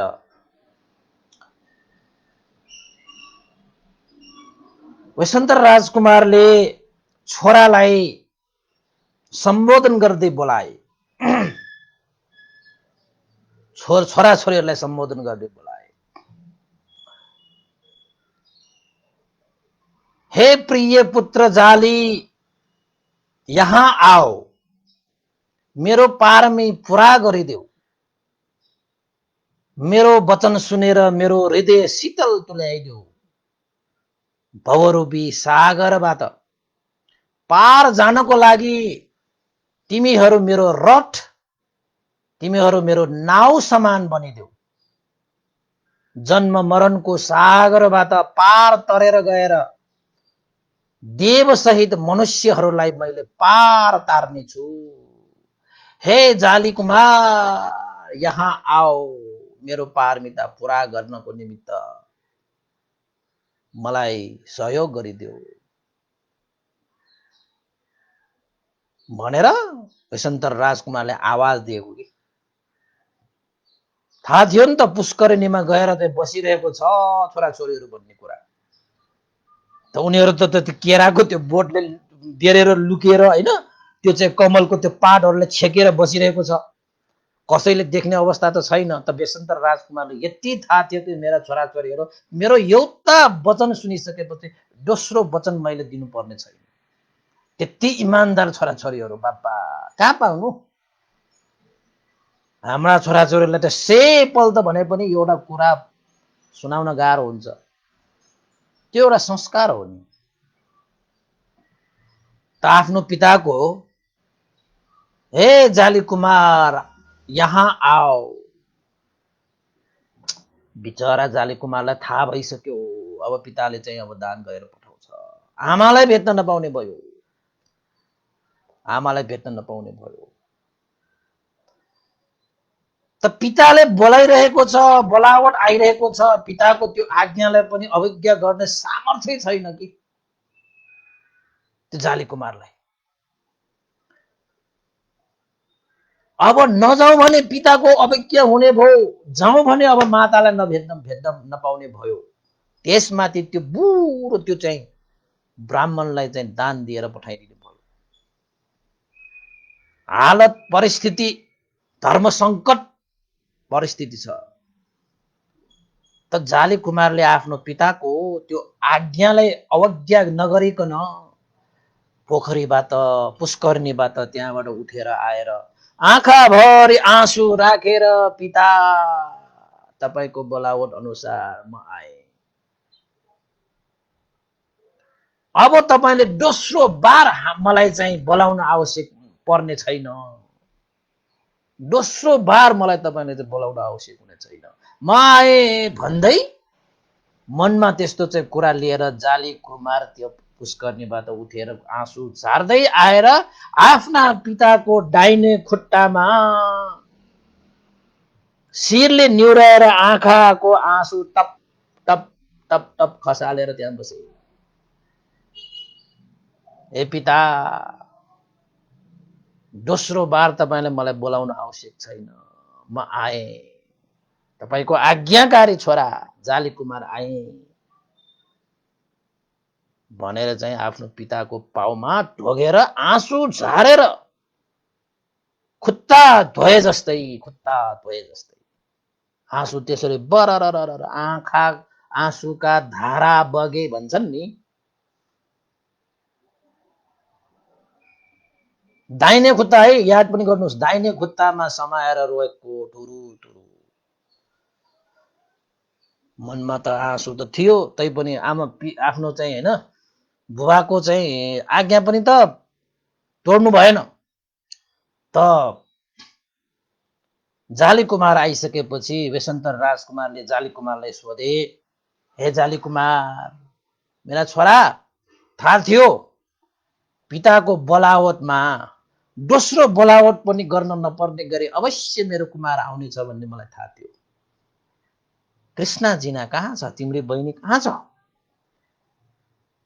भनेर सोधिसकेपछि जाली कुमारले कसरी उत्तर दिए त भन्दाखेरि, हे पिता, संसारमा त्यस्तो कुनै भय अन्तराय आउँदाखेरि सबैलाई सबभन्दा पहिला आफूलाई सुरक्षित गर्ने हुन्छ। भय अन्तराय संसारमा उत्पन्न हुँदाखेरि सबभन्दा पहिलो चाहिँ आफैले आफूलाई सुरक्षित गर्ने उपाय गर्दछ। भनेर जवाफ फर्काएपछि बेसन्तर राजकुमारले थाहा पाइहाले कि पक्कै पनि यो दाजु र बहिनीले कसैले कसैलाई चाहिँ यहाँ छ त्यहाँ छ नभन्ने उनीहरूको वचनबद्धता छ होला। त्यसैले यो जाली कुमारले मेरो बहिनी यहाँ छ भनेर मलाई देखाएन। मेरा छोराछोरीहरू पनि वचनबद्ध भएका छोराछोरीहरू हुन्। मेरा छोराले अब वचन तोड्ने छैन, त्यसैले उसलाई मेरो वचन तोड्नको निमित्त म बाध्य बनाउने छैन भनेर फेरि त्यो दिलमा बसेर चाहिँ बेसन्तर राजकुमारले छोरीको नाम लिएर चाहिँ बोलावट गरे। भो प्रिय पुत्री कृष्णाजिनी यहाँ आओ, मेरो पारमिता पुरा गरिदेऊ, मेरो वचन सुनेर मेरो हृदय शीतल तुल्याइदेऊ। भवरूपी सागरबाट पार जानको निमित्त तिमीले पनि मेरो रथ वा नाउ समान भइदेऊ। जन्म मरणको सागरबाट पार तरेर गएर देव सहित मनुष्यहरूलाई मैले पार तार्नेछु। त्यस्तो महान कार्यमा हे प्रिय पुत्री कृष्णजिनी, तिमी मेरो रथ समान, तिमी मेरो नाउ समान भइदेऊ, यहाँ आऊ भनेर चाहिँ बोलावट गरे। याद गरिराख्नुहोस् है, बेसन्तर राजकुमार कसरी बोलाउनु भएको, दान दिनको निमित्त बोलाउँदाखेरि पनि कुन उद्देश्य राखेर उहाँलाई चाहिँ त्यसरी बोलाउनु भएको।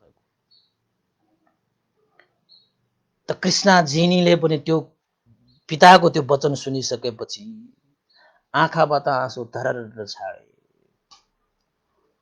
मेरा दाजुले वचनबद्ध भएर मेरा दाजुले पितालाई म यहाँ छु भनेर भनेन छ। धन्य मेरा दाजु, त मलाई पिताले बोलावट गरिरहेको छ, दोस्रो बार पनि मेरा पिताले मलाई बोलाउन नपरोस्। पिताको आज्ञा अनुसार म अवश्य दाजु जस्तै आदर्श लिएर म पनि जानुपर्छ। म मात्र यहाँ लुकेर बस्नुको कुनै अर्थ नै छैन। पक्कै अब पिताले हामीलाई दान दिने भयो, दान दिनकै निमित्त बोलाएको भयो, आमालाई भेट्न नपाउने भयो, त यता बुवाको आज्ञा पनि त अपमान गर्नु भएन। दाजुकै आदर्शमा कृष्णजिना पनि पुष्करणीबाट उठेर आएर गहभरि आँसु राखेर हात जोडेर पिताको बायाँ पाउ समाएर धुरु धुरु रोए। हे पिता, तपाईको पारमिता पुरा गर्नुहोस्, हामी तपाईको संसारबाट पार जानको निमित्त हामी रथ र नाउ समान भइदिनेछु। जन्म मरणको सागरबाट पार तरेर गएर देव मनुष्यहरूको उद्धार गर्नुहोस् तपाईँ भनेर आँसु झारेर पिताको बायाँ पत्तीको त्यो पाउ समाएर आँसु नै धरररररर बगाए। मानौ आँसुले पिताको चाहिँ पाउ धोइरहेको छ। अब यस्तो घटना सुन्यो भने त विरह नै लाग्छ के, सुनाउनै गाह्रो छ फेरि, साँच्चै भनेको। त्यसपछि चाहिँ छोरा छोरीको आफ्नो जुन चाहिँ लक्ष्य उद्देश्यको लागि रथ र नाउ जस्तो बनिदिने चाहिँ वचनबद्धता देखेर छोराछोरीले आँसु बगाएर आफ्नो खुट्टा धोइसकेपछि आफ्नो पाउमा शिरले ढोगेर त्यसरी वचन दिएर कोमल बोलीले चाहिँ त्यसरी बोलिसकेपछि यहाँनिर चाहिँ बोधिसत्व भए पनि बोधिसत्वले आफ्नो हृदयलाई थाम्न सकेन कि। अब त्यस्तो दर्दनाक भएको के, सक्दै नसकिने बोधिसत्वको आँखाबाट पनि आँसु झरे, टप टप टप आँसु झरे। त बोधिसत्वले आँसु झार्न चाहेको होइन, आँसु स्वयं नै झाडेको भनिन्छ कि टीकाचार्यमा, टीकाचार्यहरूले चाहिँ।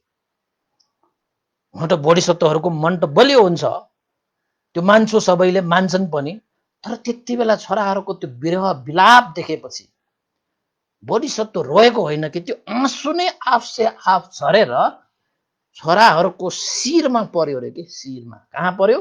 शिरमा पर्यो। बोधिसत्वको आँखाबाट आँसु झरेर छोराछोरीहरूको शिरमा परेको रे, शिरमा। त शिरमा बोधिसत्वको आँसु पर्नुको कारण के हो त भन्दाखेरि छोराछोरीहरूको त्यस्तो त्याग तपस्याको लागि पिताको रूपमा बेसन्तर राजकुमारले छोराछोरीलाई आशीर्वाद दिएको जस्तै हुने गरी बुबाको आँखाबाट पनि आँसु झरेर उनीहरूको शिरमा परिरहेको थियो, मानव आशीर्वाद दिइरहेको छ।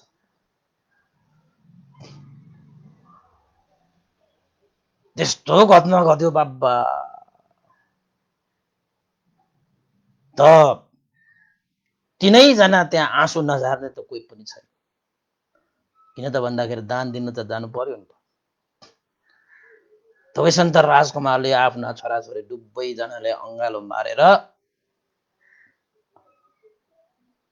धैर्य धारण गरे, आँसु रोकेर मुटु बलियो पहाडेर, हे छोराछोरीहरू कमजोर नहो, संसारमा यस्ता चाहिँ आँसुहरू त हामीले कति झारेर आए, कति झारेर आए। धैर्य गर, आफ्नो मनलाई चाहिँ काबुमा राख। हे छोराछोरीहरू, आफ्नो पिताको यो पारमितालाई पूरा गरिदियो, मलाई शीतल बनाइदियो, मलाई गर्ववान बनाइदियो कि मैले यस्ता छोराछोरीहरू जन्माएको छु। भौरवी सागर पार तर्नको निमित्त तिमीहरू रथ र नाउ बनिदियो छोराछोरीहरू, आओ मेरो पारमिता पूरा गर्नको निमित्त साथ देऊ छोराछोरीहरू भन्दै धैर्य गरेर छोराछोरीहरूलाई अँगालेर बेसन्तर राजकुमारले चाहिँ आफ्ना छोराछोरीहरूलाई लिएर चाहिँ ब्राह्मण कहाँ पुगे। हेर्नुहोस्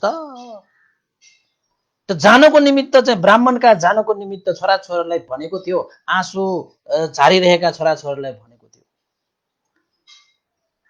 यदि केही गरी ब्राह्मणको दासत्वबाट तिमीहरू मुक्त हुने भने हे जाली कुमार, तिमीले 1000 असर्पी तिरेर मात्रै यदि दासबाट मुक्त गर्ने भन्छ भने 1000 असर्पी तिरेर मात्रै तिमी मुक्त हुनु है, नत्र भने मुक्त नहुनु।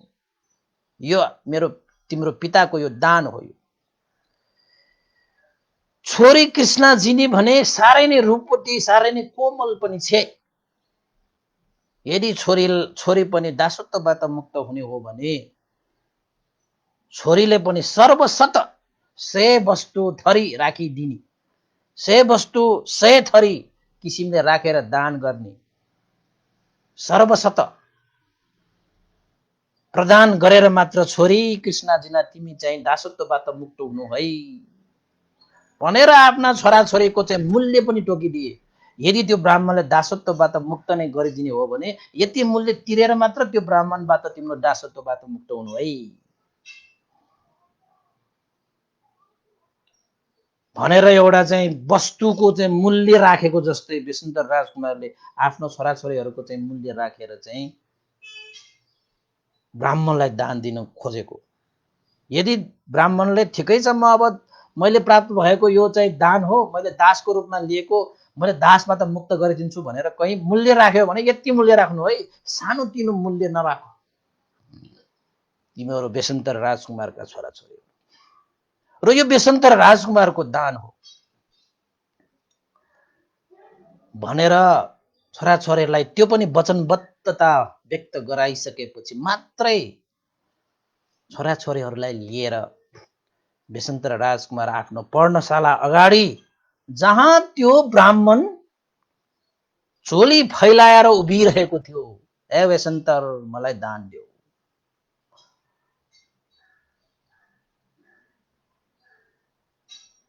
त्यसपछि अगाडि गएर चाहिँ बेसन्तर राजकुमारले ब्राह्मणलाई भने, हे ब्राह्मण अगाडि आओ, अगाडि बढ, मेरो दानको ढोका खोलिदेऊ। तिमीले नाना थरीका कुरा गरेका छौ नि,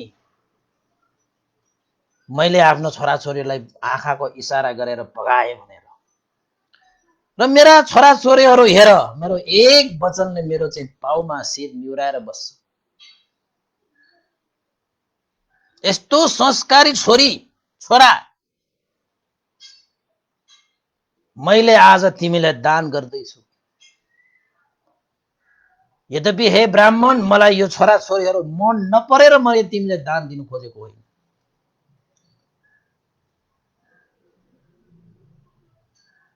मेरो आँखा, मेरो मुटु, मेरो कलेजो, मेरो अङ्ग प्रत्यङ्ग जति मलाई प्रिय लाग्छ त्यो भन्दा पनि बढी मेरा छोराछोरी मेरो लागि प्रिय छन्। तर हे ब्राह्मण, त्यो भन्दा पनि 100 गुना, 1000 गुना, लाख गुना, करोड गुना बढी मलाई सर्वज्ञ बुद्धत्व प्यारो छ। जुन सर्वज्ञ बुद्धत्वको कारणले गर्दाखेरि मैले मनुष्य देवताहरूको उद्धार गर्न सकूं, यो सत्व प्राणीहरूको उद्धार गर्न सकूं, त्यस्तो सर्वज्ञ बुद्धत्व मलाई 100 गुना, 1000 गुना, लाख गुना, करोड गुना अझै प्यारो छ। त्यसैले यो संसार उद्धार गर्नको निमित्त मैले आफ्नै मुटु भन्दा पनि प्यारो लागेको आफ्नो जाली कुमार र कृष्णजीनी छोरीलाई तिमीलाई दान गर्दैछु। हे ब्राह्मण, आओ अगाडि, झोली फैलाओ, तिम्रो झोली म भरिदिनेछु।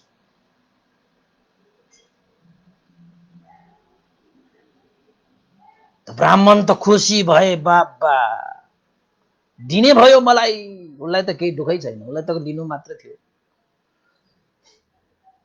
लिनु मात्रै थियो उसलाई त ब्राह्मण, हे बेसन्तर राजकुमार, अब चाहिँ ढिला नगर, मलाई देऊ, मेरो झोली भरिदेऊ, मलाई सन्तुष्ट पारिदेऊ, मेरो आशा पूर्ण गरिदेऊ हे ब्राह्मण, हे बेसन्तर भनेर अगाडि आइसकेपछि बेसन्तर राजकुमारले पनि पानी भरि भएको कमण्डलु भन्छ हैन, कमण्डलु पानी लिएर आएर पानीको धारा बगाएर पानीलाई साक्षी राखेर ब्राह्मणलाई के भने त भन्दाखेरि, हे ब्राह्मण, आजदेखि मेरा या कृष्णजीनी, मेरा जाली कुमार आजदेखि तिम्रो भयो। मैले तिम्रो झोली भरिदिए, प्राण भन्दा प्यारा मेरा छोराछोरी मैले तिमीलाई दान गरेँ। हो ब्राह्मण, यी मेरा पुत्र पुत्रीहरूको दानको प्रभावले छिट्टै सर्वज्ञ ज्ञान लाभ गरी जगत प्राणी सबैको उद्धार गर्न सकूं भनेर कमण्डलुबाट पानी चाहिँ धारा बगाएर पानीलाई साक्षी राखेर ब्राह्मणको झोली भरिदिए। छोराछोरीहरू आजदेखि तिम्रो भयो, मैले आफ्ना छोराछोरी तिमीलाई दान दिए, स्वीकार हे ब्राह्मण भनेर बेसन्तर राजकुमारले आखिर त छोराछोरीलाई दान गरिदिइहाले। त ब्राह्मण त खुसी भएर, धन्य धन्य हे बेसन्तर राजकुमार, आज मैले सुनेको कुरा साँच्चै आफूले देखेँ, अनुभव गरे र मैले पनि पाएँ। धन्य हे दानवीर बेसन्तर, धन्य हे बेसन्तर, साधु साधु भनेर त्यो ब्राह्मणले फेरि साधुकार पनि दिए। त्यति बेला नै जंगलमा गुन्जायमान हुने गरी साधुकारले गुन्जायमान भए। कारण के हो त भन्दाखेरि देवता गणहरूले त्यो दृश्यहरू हेरिरहेका थिए। सायद देवताहरूको आँखाबाट पनि आँसु झरिरहेको थियो होला। उनीहरूले साधु साधु साधु दिएर वन जंगल गुन्जायमान भए र वन जंगलमा भएका पशु पन्छीहरू पनि कराउन थाले जोड जोडले, त्यसरी कराइसकेपछि आखिरमा भूमिकम्प भए। पृथ्वीले पनि त्यो दृश्य हेर्न सकेन, थाम्न सकेन र पृथ्वी पनि हलचल मचियो। आँधी बेरी आयो, पानी पनि परे, चट्याङहरू परे, बाँडलहरू मडारिए, गड्याम गुरुम गुड्याम गुरुम। त्यसमा ती देवताहरूको त्यो जङ्गलले गुन्जायमान हुने गरी साधु साधु दिइरहेको बेलामा बेसन्तर राजकुमारले छातीमा हात राखेर भने, ओहो धन्य मेरा छोराछोरीहरू, जसले चाहिँ मेरो चाहिँ सर्वज्ञताको पारमिताको लागि चाहिँ रथ बनिदिए, नाउ बनिदिए। आज मैले ठुलै चाहिँ दान पारमिता मैले पूर्ण गर्न पाएँ। कति सन्तुष्ट भएर चाहिँ प्रीति उत्पन्न गरेर चाहिँ वेशन्तर राजकुमारले सन्तुष्टिको श्वास फेरे। यता छोराछोरी जो दानको रूपमा ब्राह्मणलाई दिएको थियो, ब्राह्मणलाई दानको रूपमा जाने छोराछोरीहरूले पनि आफ्नो पिताको आज्ञा लिएर सन्तोषपूर्वक नै मानेका थिए। त्यो ब्राह्मण पनि खुसी, बाबा यस्तो दान त यो संसार त्रिलोकमा कसैले पनि दिन सक्दैन। हे दानवीर बेसन्तर, धन्य धन्य भनेर छोराछोरीहरूलाई त्यो लिए। त्यसले भूकम्प पनि गयो, त्यहाँ सबै चिज भयो त्यहाँ एकैछिन, हैन? त्यसरी गइसकेपछि त्यो जुजुक ब्राह्मणले नजिकै जंगलमा चाहिँ लहराहरू आफ्नो डाँटले टोकेर, 18वटा पुरुष दोष भएको त्यो ब्राह्मण। तपाईहरुलाई 18वटा दोष के हो पुरुषहरूको म पछि भन्छु, किन त भन्दाखेरि यहाँ प्रसंग आउँछ।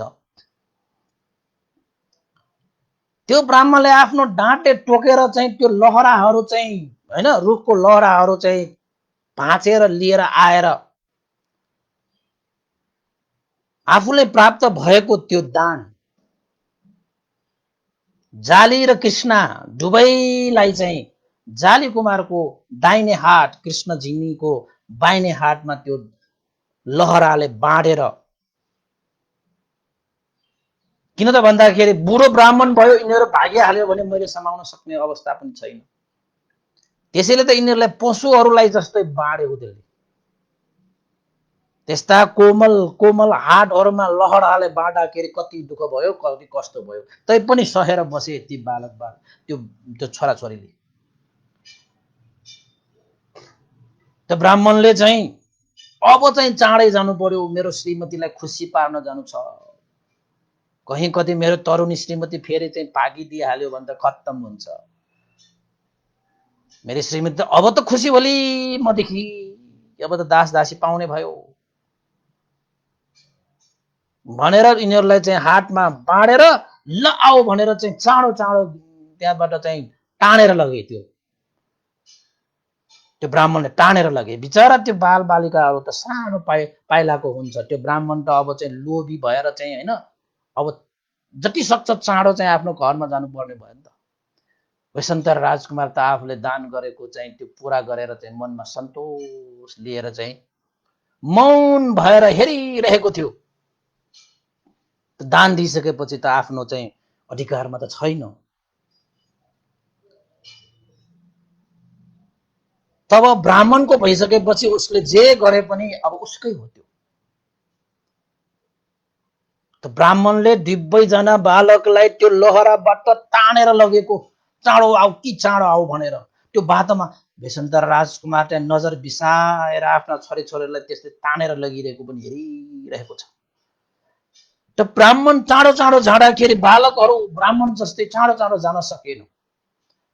त त्यो जुजुको ब्राह्मणले चाहिँ अहिलेदेखि नै यिनीहरूले मलाई चाहिँ यसरी दुःख दिन थाल्यो भने, यिनीहरूलाई तर्साउन सकेन भने त दास दासी भए पनि उनीहरूले त मलाई तेर्ने छैन। यिनीहरूलाई त म भनेर त्यो लहराको त्यो टुप्पोले त्यो कृष्ण जिनी र जाली कुमारलाई त स्वयं पिटेको। छिट्टो आऊ कि छिट्टो आऊ, तिमीहरूले ढिला गर्यो भने मेरो श्रीमती ढिला खुसी हुन ढिला हुन्छ। अब त म तिम्रो चाहिँ मालिक म हो, तिमीहरू त मेरो दास दासी हो, छिट्टो आऊ कि छिट्टो आऊ भनेर स्वयं पिट्न थाले बाल बालिकालाई चाहिँ।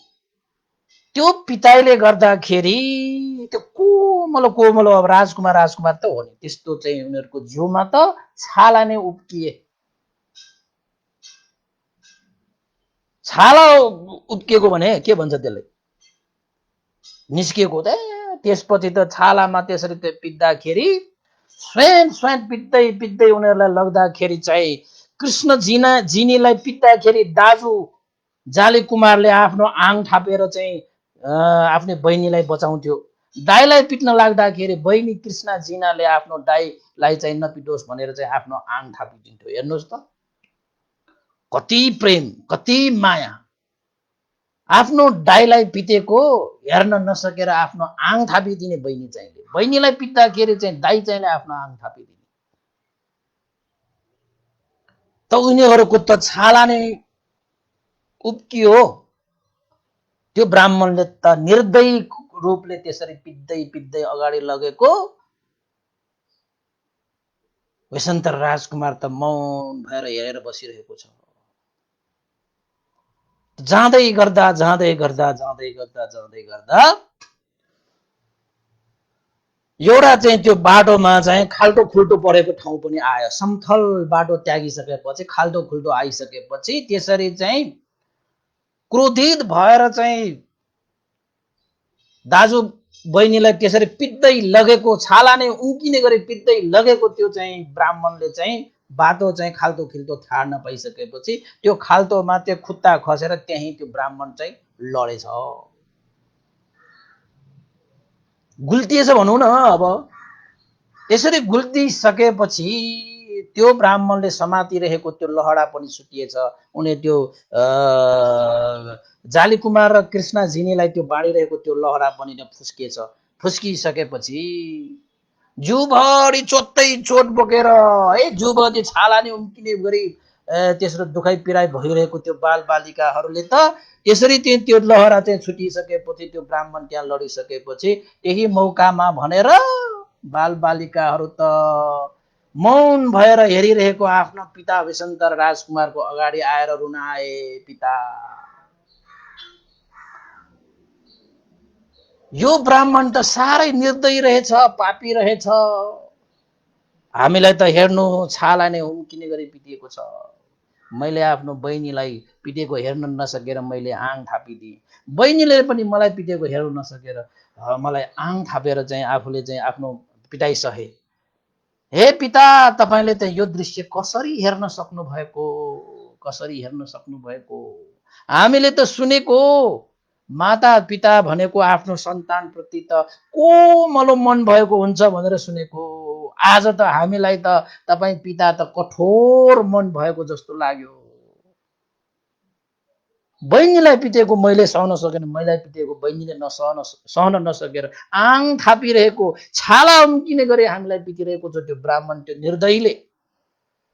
त तपाई मौन भएर हेर्न सक्नु भएको, कस्तो कडा मन भएको तपाईको हृदय। हे पिता, हामीलाई नपठाउनुस्, आमा नआइकन हामीलाई नपठाउनुस्। हामी एकपल्ट आमालाई हेरेर मात्रै जान्छौँ, आमालाई हेरेर मात्रै जान्छौँ। यस्तो निर्दयी ब्राह्मणले त के गर्छ, कसो गर्छ?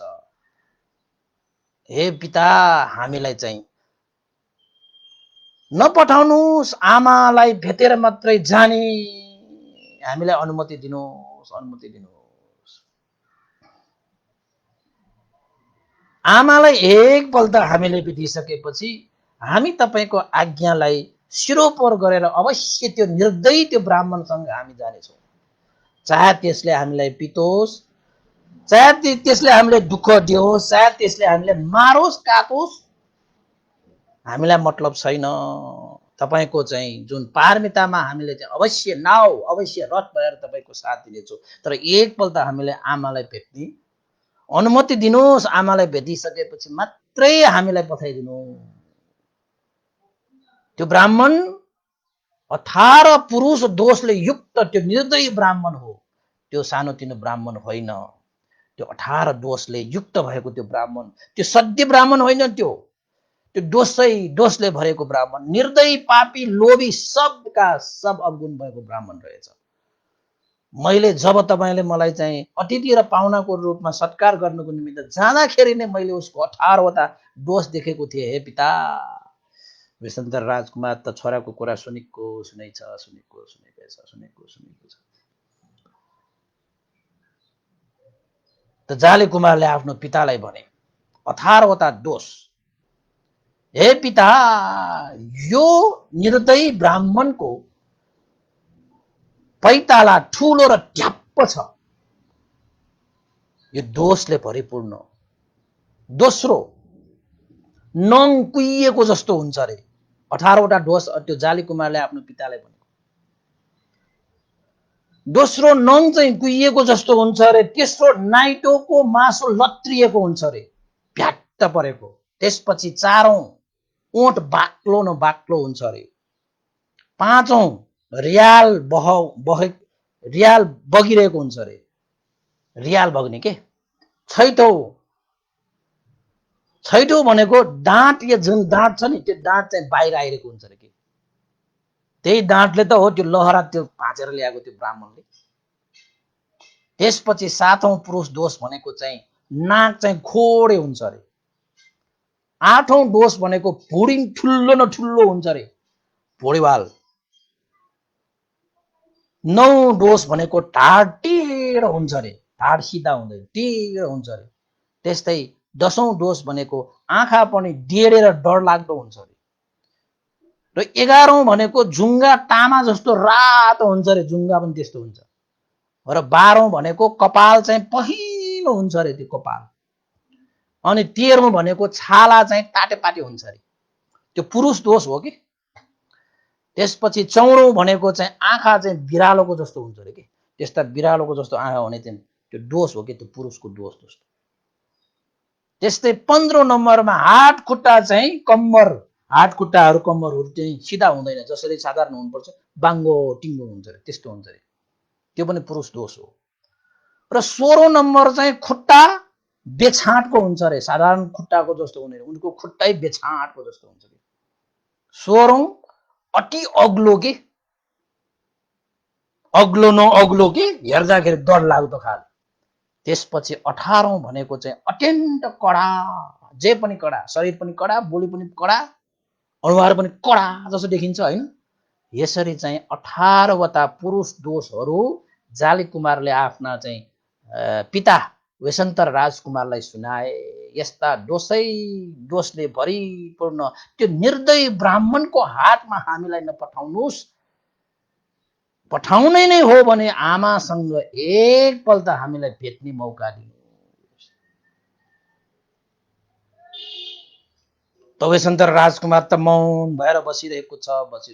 पिता, तपाईँ त कति कठोर हुनुभएको, तपाईले त बोल्नै भएन। त्यो निर्दयी त्यो ब्राह्मणको हातमा यदि तपाईलाई चाहिँ पठाउनै पर्छ भने अवश्य म चाहिँ जान्छु, तर मेरो बहिनी साह्रै नै कोमल छे, सानी छे, त्यस्ता बहिनीले त यहाँ राख्नुहोस्, तपाईले मलाई मात्र दिएर पठाउनुहोस् ल। म चाहिँ अहिलेको अहिले नै जाउँला, तपाईको वचन पनि पूरा हुन्छ र बहिनीलाई पनि यहाँ सुरक्षा हुन्छ। मेरी बहिनी साह्रै सानी छे, उसले त्यो दुःख, उसले त्यो दर्द, त्यो पिटाइ उसले सहनै सकेन होला, सक्दैन। अहिले नै उसको मासु खुलिसक्यो। हे पिता, यो त मेरो प्रार्थना स्वीकार गरिदिनु होला भनेर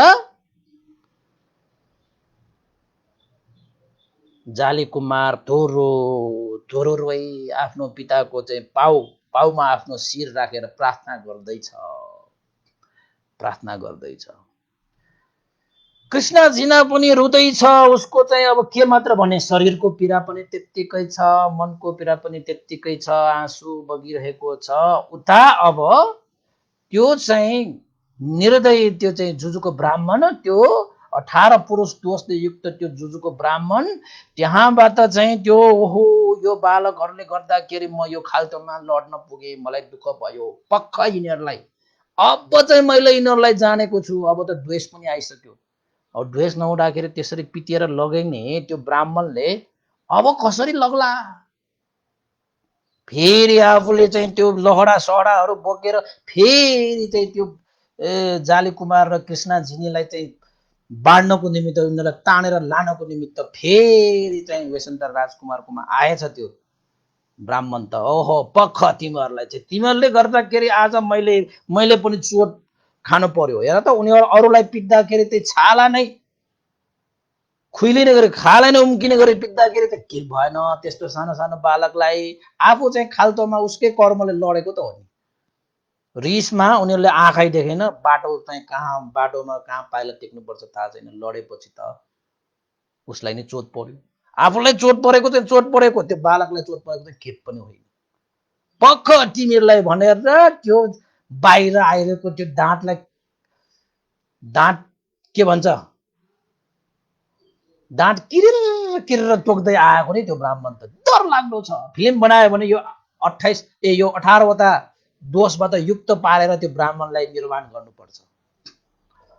मेकअप गर्दाखेरि के अग्लो न अग्लो होइन, त्यो जति दोषहरू मैले भने नि तपाईँहरूलाई, त्यो दोषहरू सबै परिपूर्ण गरेर त्यो ब्राह्मण बनाइदिनुपर्छ फिल्म बनायो भने त। त्यसपछि डर लाग्दो छाँटमा चाहिँ लहराहरू बाँडेर पख तिमीहरूलाई मैले जानेको छु भनेर ब्राह्मणले लिन आउँदाखेरि छोराछोरीहरू त अब त डर त लागिहाल्छ। अब सानो सानो बच्चाहरू जसरी चिलले छम्थिँदाखेरि चल्लाहरू कति तितर बितर हुन्छ, उसको मन कति व्याकुल व्याकुल हुन्छ, त्यो चल्लाहरू जस्तो यताउता त भागेन।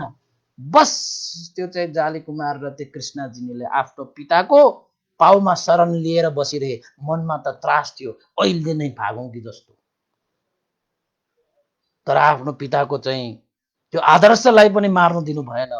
आफ्नो पिताको त्यो सागर होइन, दुःख रूपी त्यो सागर तर्ने, त्यो सागरको यात्राको नाउ र त्यो सागरको नाउ बनिदिनेको लागि त छोराछोरीले पनि वचन दिइसकेको छ नि।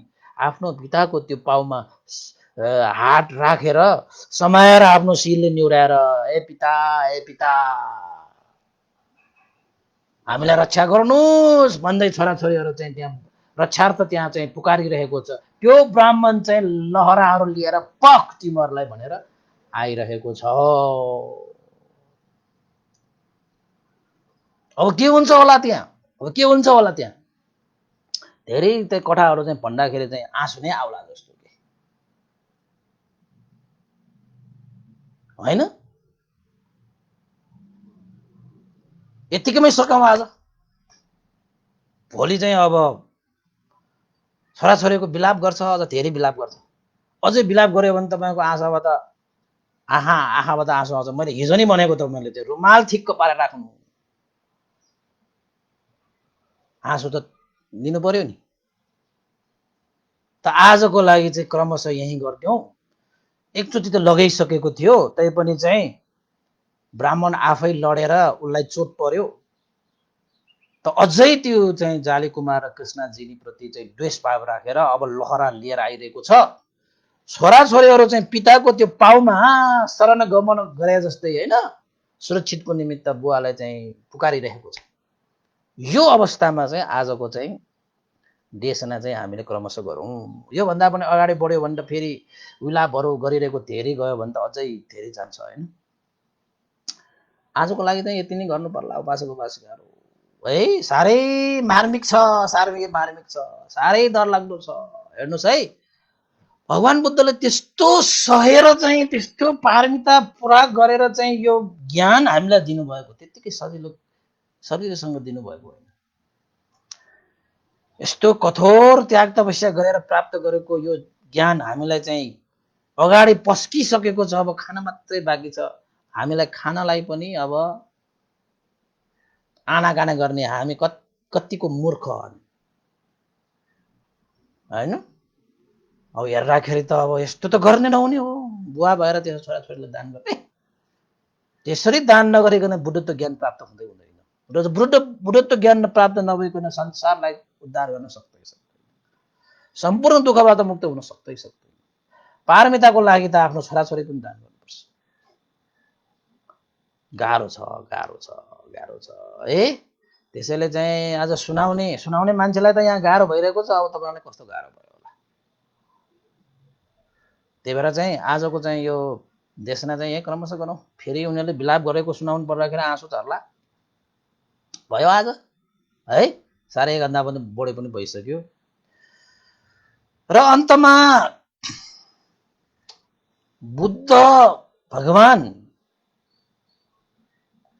पारमिता पुरा गर्नु हुँदाखेरि दान पारमिताको यो साह्रै नै चाहिँ मार्मिक वेशन्तर जातक हो। यो जातकलाई अब हामीले 6 भाग भयो है, करिब चाहिँ अब 10 भागसम्म त जाला हैन, जति जान्छ हैन। आजको देशनालाई पनि तपाईहरुले सुनिदिनु भयो, तपाईहरुले चाहिँ साथ दिनुभयो, लाइक गर्नुहुन्छ होला, कमेन्ट गर्नुहुन्छ होला, शेयर पनि गर्नुहुन्छ होला। अरूलाई पनि सुनाइदेऊ न धर्मदानको रूपमा। आजकल त यो लकडाउन अलिकति खुकुलो भइसकेको कारणले धेरैले चाहिँ प्रत्यक्ष सुन्दाखेरि अलिकति कम त भएको छ। तैपनि दिउँसो बेलुका राति सुन्नेहरू पनि थुप्रो छन्। हुन त यो लकडाउन भएकै समयमा चाहिँ देशना गर्नुपर्ने, मैले चाहिँ 1 हप्ता 2 हप्ता चाहिँ अर्कै सूत्रहरू देशना गरेको कारणले बेसन्तर राजकुमारलाई चाहिँ सुनाउन सकेन त्यो लकडाउन भन्दा, र धेरैले सुन्न पाउने प्रत्यक्ष रूपमै हैन। तर ठिकै छ, खैर केही छैन। तपाईहरु हुनुहुन्छ नि, तपाईहरुले शेयर गर्नुभयो भने त सबैले सुन्न पाइहाल्छ।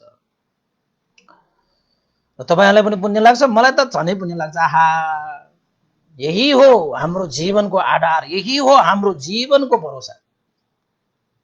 जति धन छ, जति रूप छ, जति इष्ट मित्र छोराछोरी जति भए पनि आखिर त एक्लै हो, खाली नै हो है जिन्दगी भने। के घमण्ड गर्नुपर्छ, के फुर्ती लाउनु पर्छ? आखिर जाने त्यही मसानमै हो, चाहे धनी होस् चाहे चाहिँ गरिब होस्, जाने त मसानमै हो। बंगला बंगला भए पनि आखिर जाने त खाली हात हो, धनी पनि खाली जान्छ, गरिब पनि खाली जान्छ। आखिरमा लिएर जाने भनेको आफूले गरेको यस्तै पुण्य कर्म मात्रै हो हामीले लिएर जाने। त्यसैले पुण्य त कमाउनु पर्छ। यो भौतिक सम्पत्ति भएर धनी त हामी मान्दैनौँ। धनको धनी भएर धनी हुँदैन के, मनको धनी हुनुपर्छ। त यस्ता कथाहरू, यस्ता चाहिँ ज्ञानहरूले नै हाम्रो यो मनको धन कमाइरहेको हो क्या। हामीले मनको धनी बनाउँछ कि यसले हैन।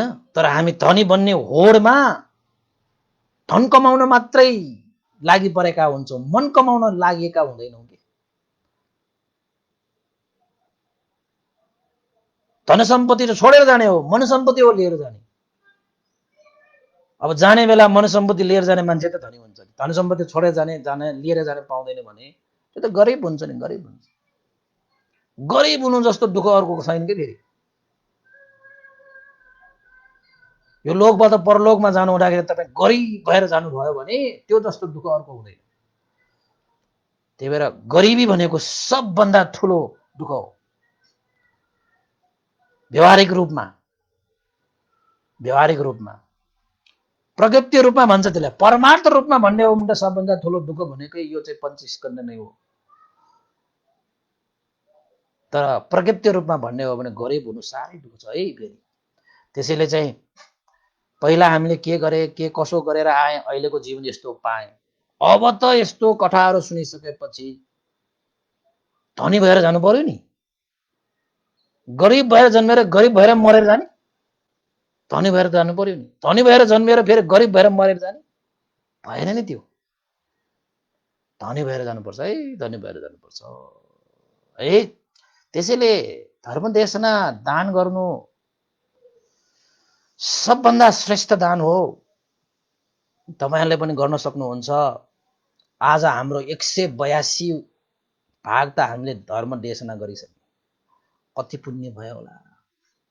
तपाईहरु पनि सुन्ने पनि धनी हुन्छ, सुनाउने पनि धनी हुन्छ। र अन्तमा सबैले यस्ता भावनाहरूलाई चाहिँ सही रूपमा जान्नु भएर यो देशनालाई चाहिँ अहिलेसम्म साथ दिइरहनु भएका दैनिक रूपमा सुनिरहनु उपासकहरू पनि मैले धेरै देखेको छु। उहाँहरू उपासकलाई धेरै धेरै साथ। र लाइक गर्नुहोस्, कमेन्ट गर्नुहोस्, कस्तो लाग्छ, के लाग्छ। र सेयर पनि गरिदिनु होला है, ग्रुपमा सेयर गर्नुहोस्, आफ्नो वालमा सेयर गर्नुहोस्, कता कता मिल्छ त्यसरी सेयर गरेर पुण्य कार्यमा चाहिँ हातेमालो गरिदिनु हुन अनुरोध गर्दै आजको जति पनि पुण्य छ यी सम्पूर्ण पुण्यहरू बितेर गइसकेका ज्ञाति बन्धु हाम्रा गुरु आचार्यहरू जति पनि छन् उहाँहरूको लागि पनि यो पुण्य लाभ भई उहाँहरूको जीवन सुखमय शान्तिमय र मार्गफल निर्वाण धर्म साक्षात्कार गर्नको निमित्त यो पुण्य हेतु र आधार होस् र तपाईहरूको पनि जति पनि ज्ञाति बन्धुहरू बितेर गइसकेका छन् उहाँहरूको लागि पनि यो पुण्य हेतु आधार होस्। सम्पूर्ण मनुष्य अमनुष्य देव सत्व प्राणीहरू हैन साराका सारालाई यो चाहिँ पुण्य लाभ भयो, उहाँहरूको जीवन सुखमय होस् शान्तिमय होस् र सदा सर्वदा यसरी धर्मको कार्यमा निरन्तर अगाडि बढ्न सकी मार्गफल निर्वाण धर्म चाहिँ प्राप्त गर्न सकोस् भन्दै अन्तमा चाहिँ पुण्यानुमोदन गरौँ। सबैले साधुकार भनिदिनु होला। साधु साधु साधु इदं नो ज्ञातिनां होतु सुखिता भवन्तु ज्ञातयो इदं नो ज्ञातिनां होतु सुखिता भवन्तु ज्ञातयो इदं नो ज्ञातिनां होतु सुखिता भवन्तु ज्ञातयो एतावता सम्मेहि सम्भतं पुण्यसम्पदं सम्बे देवा अनुमोदन्तु सम्ब सम्पत्ति सिद्धिया एतावता सम्मेहि सम्भतं पुण्यसम्पदं सम्बे सत्तानुमोदन्तु सम्ब सम्पत्ति सिद्धिया एतावता सम्मेहि सम्भतं पुण्यसम्पदं सम्बे भूतानुमोदन्तु सम्ब सम्पत्ति सिद्धिया। साधु साधु साधु।